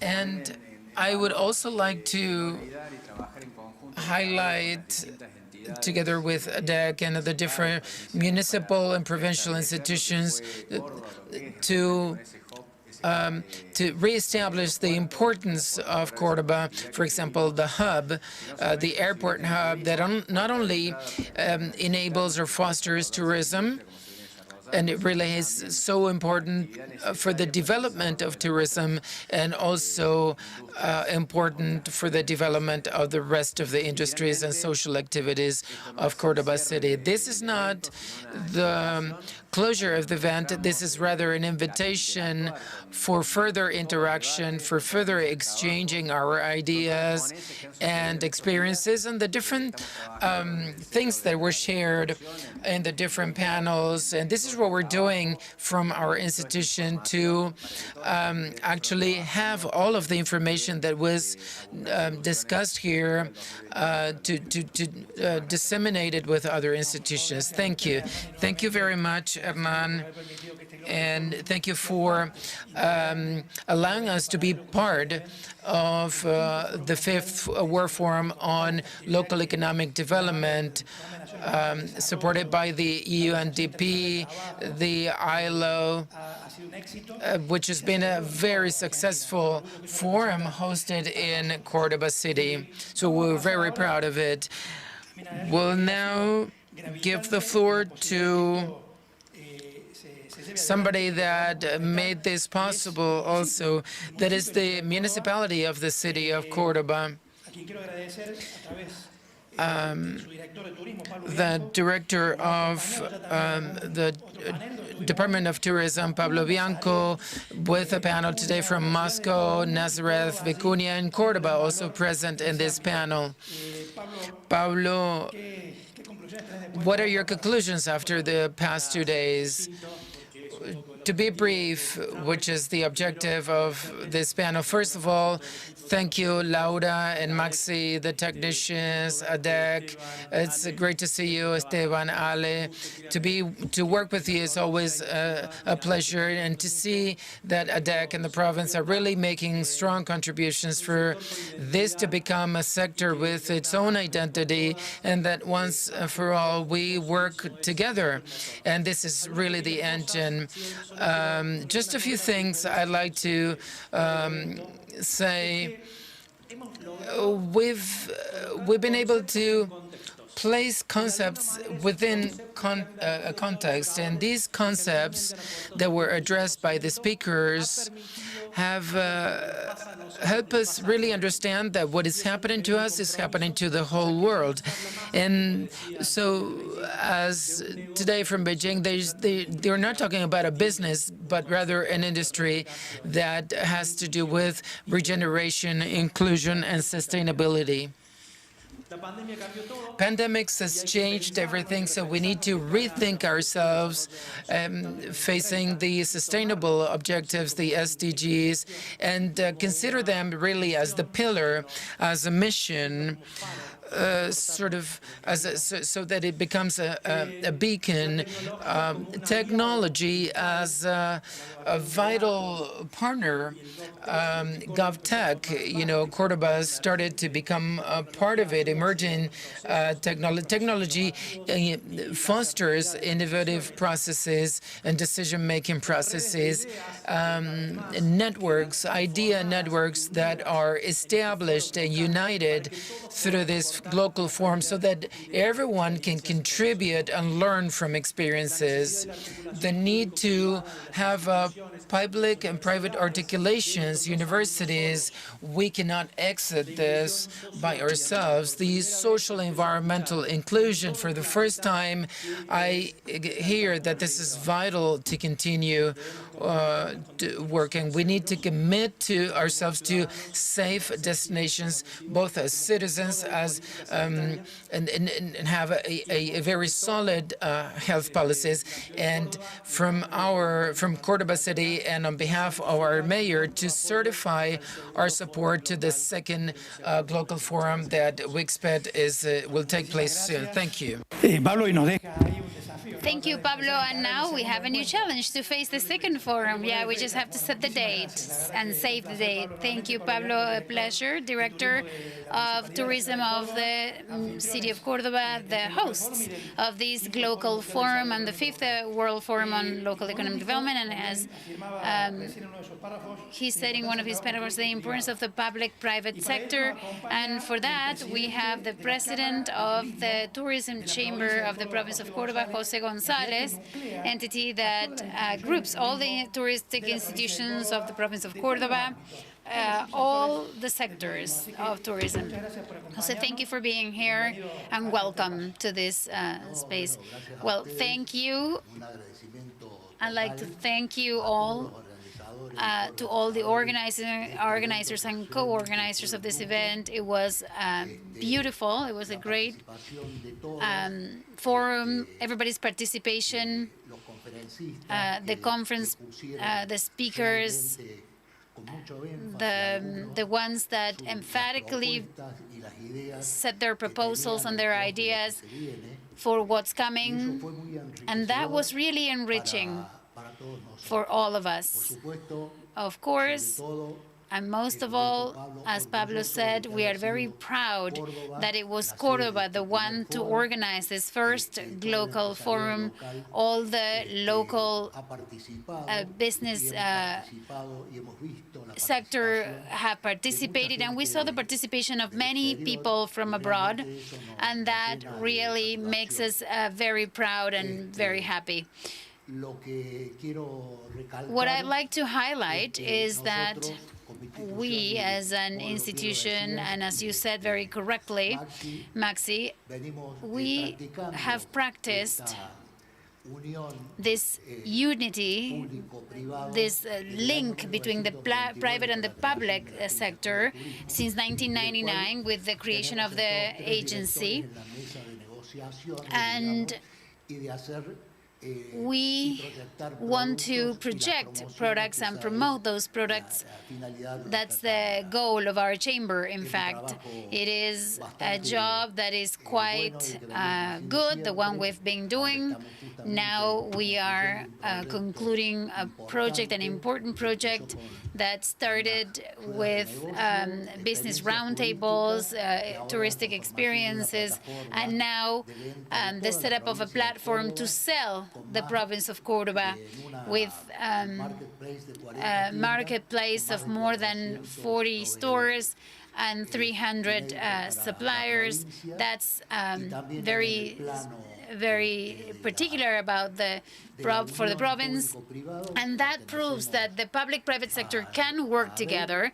We belong to ADEC, and within ADEC we were able to develop many experiences and projects that are useful for all the society and to all the sectors that we conform. And now we also have the Cities Roundtable with Pablo. For the past 2 years, we are really working quite a lot and quite well to expose the products of the city of Córdoba. And now, I know that I have not a lot of time, but I want to highlight two of the speakers that you had, or the ideas that were exposed and that were shared. One, the first, was a quick integration, an actual integration at regional level, so that we can agree on protocols and criteria to make the creation of products more predictable and to make the clients more predictable when they come visit us from Latin America and the world.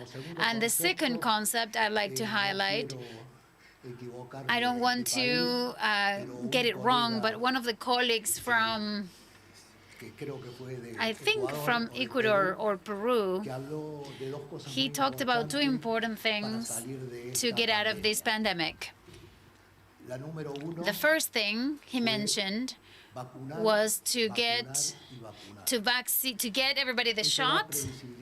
That gives predictability and trust to people. And metaphorically, he said that there was a second vaccine. which was addressed to governments that should give us, the companies, so that once this is over, we can get out of it and to contribute with everything we're doing for tourism. We are starting right now. This drop has been very hard, and we have a lot of liabilities now, and we believe in the sensitivity of our governments. We hope that they can give us a hand to preserve our companies, the ones that give employment to everybody. Thank you, Jose, for your words. President of the Argentine the Cordoba's Chamber of Tourism, you group all the private sector, and I like to thank to ACLAB, the travel agencies, AHT, all the hotel associations, to the Convention Bureau of Cordoba. That chamber, as you know, is in my heart, in the bottom of my heart. Thank you, Jose Gonzalez, and I think there was something that was inevitable to detect in each one of your words, and that was the public-private work.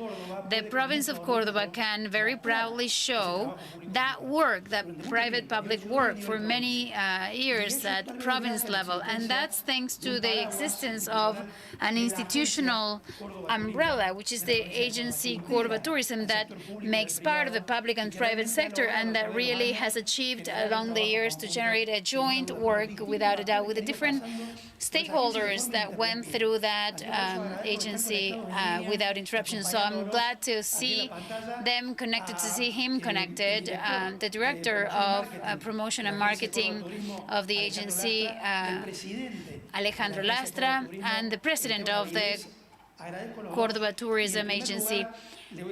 And first, I'll give the floor to Alejandro Lastra. I have to highlight he has vital in the possibility of carrying out this first GLOCAL forum. Alejandro, the floor is yours. Good afternoon to the friends that are there in the studio, Esteban, of course. I want to thank you and Laura and the team from the GLOCAL Forum and all the institutions that made this possible.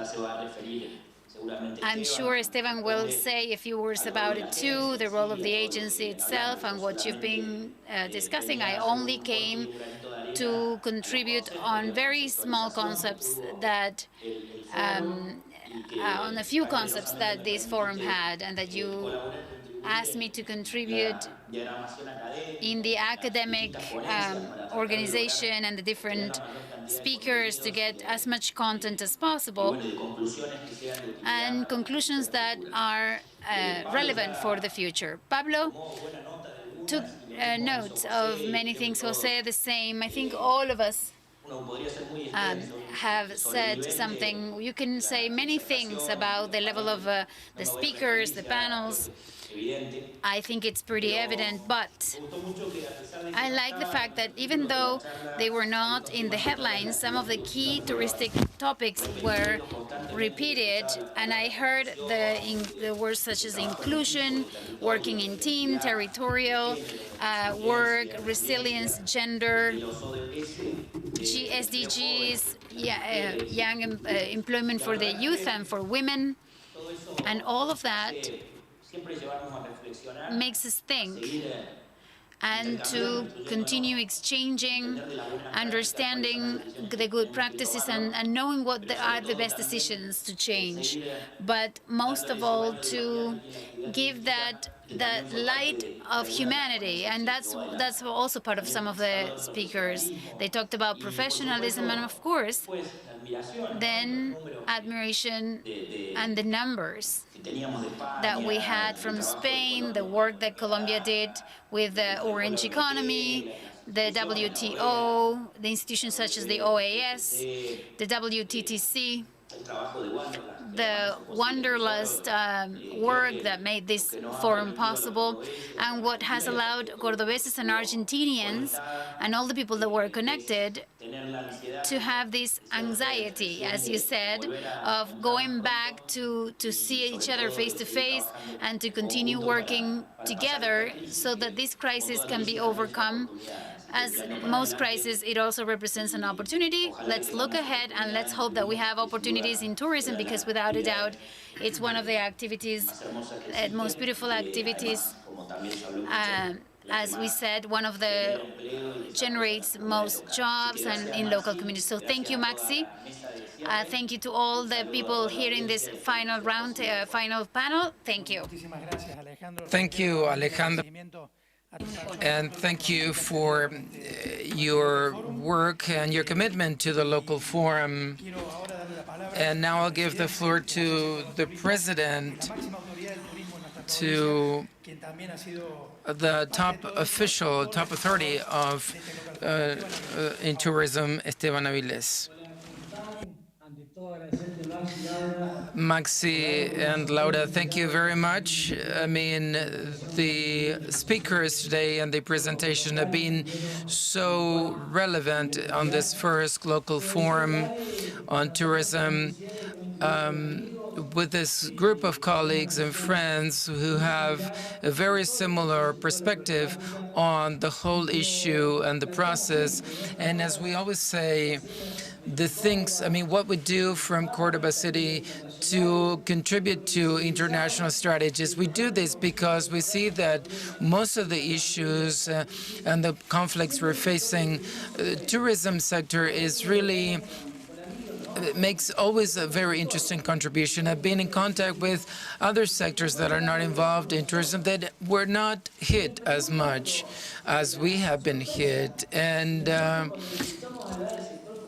when we hear about the private sector and tourism, they always have this very positive perspective. Even though we're going through very hard times, the perspective of really looking for solutions when facing really hard times. And I always say how the private sectors and all of the institutions, educational institutions, how the importance of working together, or having mayors such as Martín Yarlora, Pablo Bianco, a municipality that is always supporting and with everything we need, and the participation of all of you. ADEC.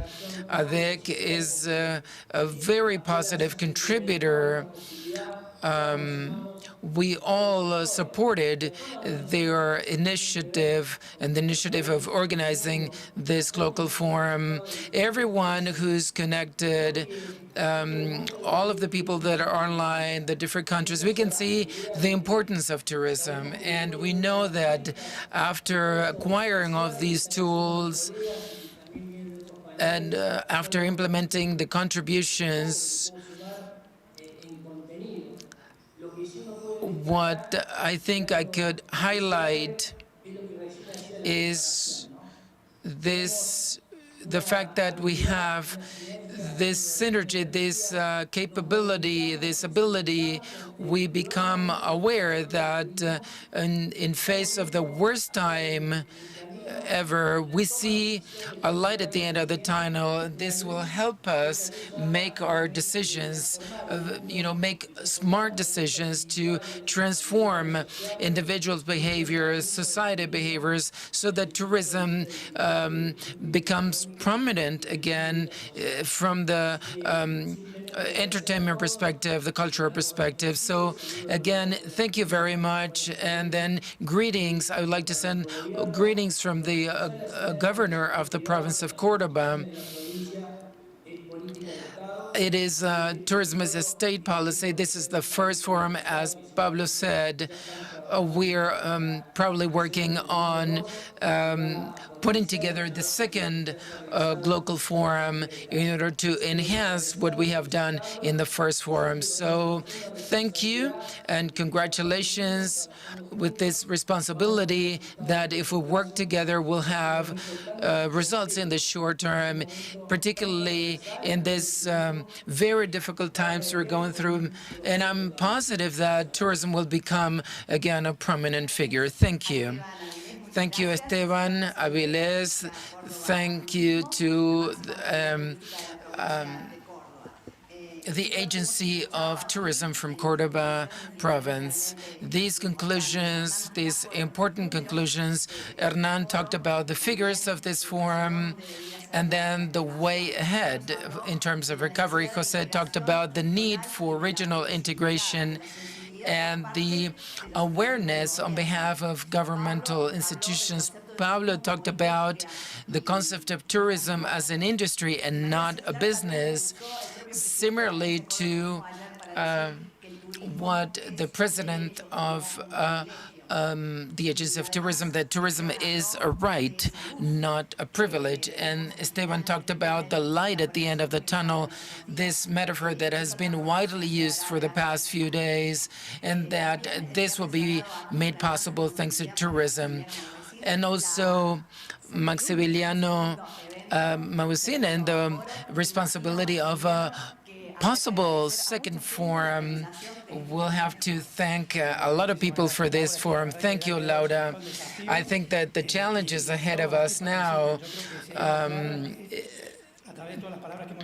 through everything we heard, we don't have excuses to be together and to be working together as for tourism as a state policy, as a true tool for economic development. After all of the presentations today, and as large cities depend on tourism and could actually become aware of the importance of tourism during pandemics, that is, that we can know what happens when tourism is not present, so we can see the relevance of tourism, an activity that has an impact on all of us. And as we all said, we need to thank a lot of people,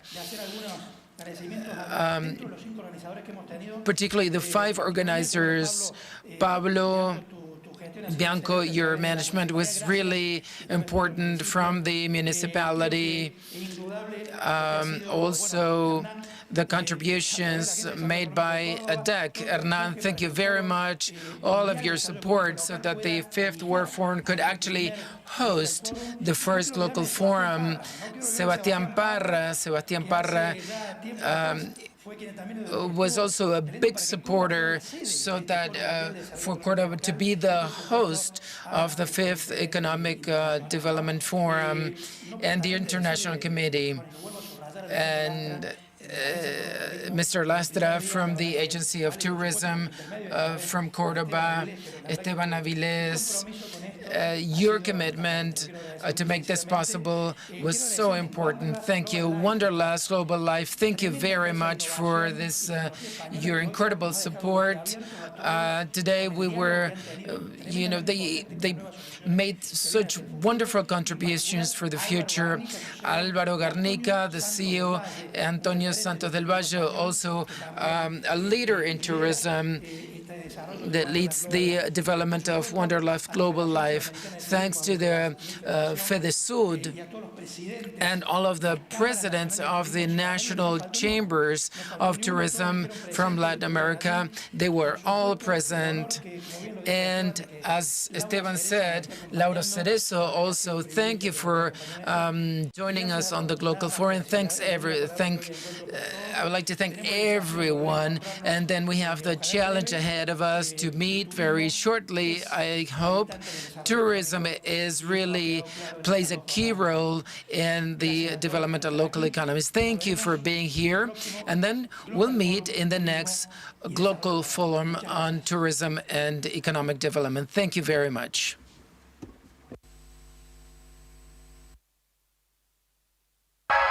Hay un lugar donde el día y la noche se disfrutan distinto, pero con la misma intensidad. Un lugar que lo tiene todo y que está en el centro de todo. A donde llegas fácilmente, pero que es difícil abandonar. Un lugar con historia, con presente, con futuro. Un lugar que te sorprende, te emociona, te enamora. Un lugar donde se disfrutan todos los placeres y se calman todos los apetitos. Solo, acompañado, bien acompañado o muy acompañado. Disfruta Córdoba ciudad.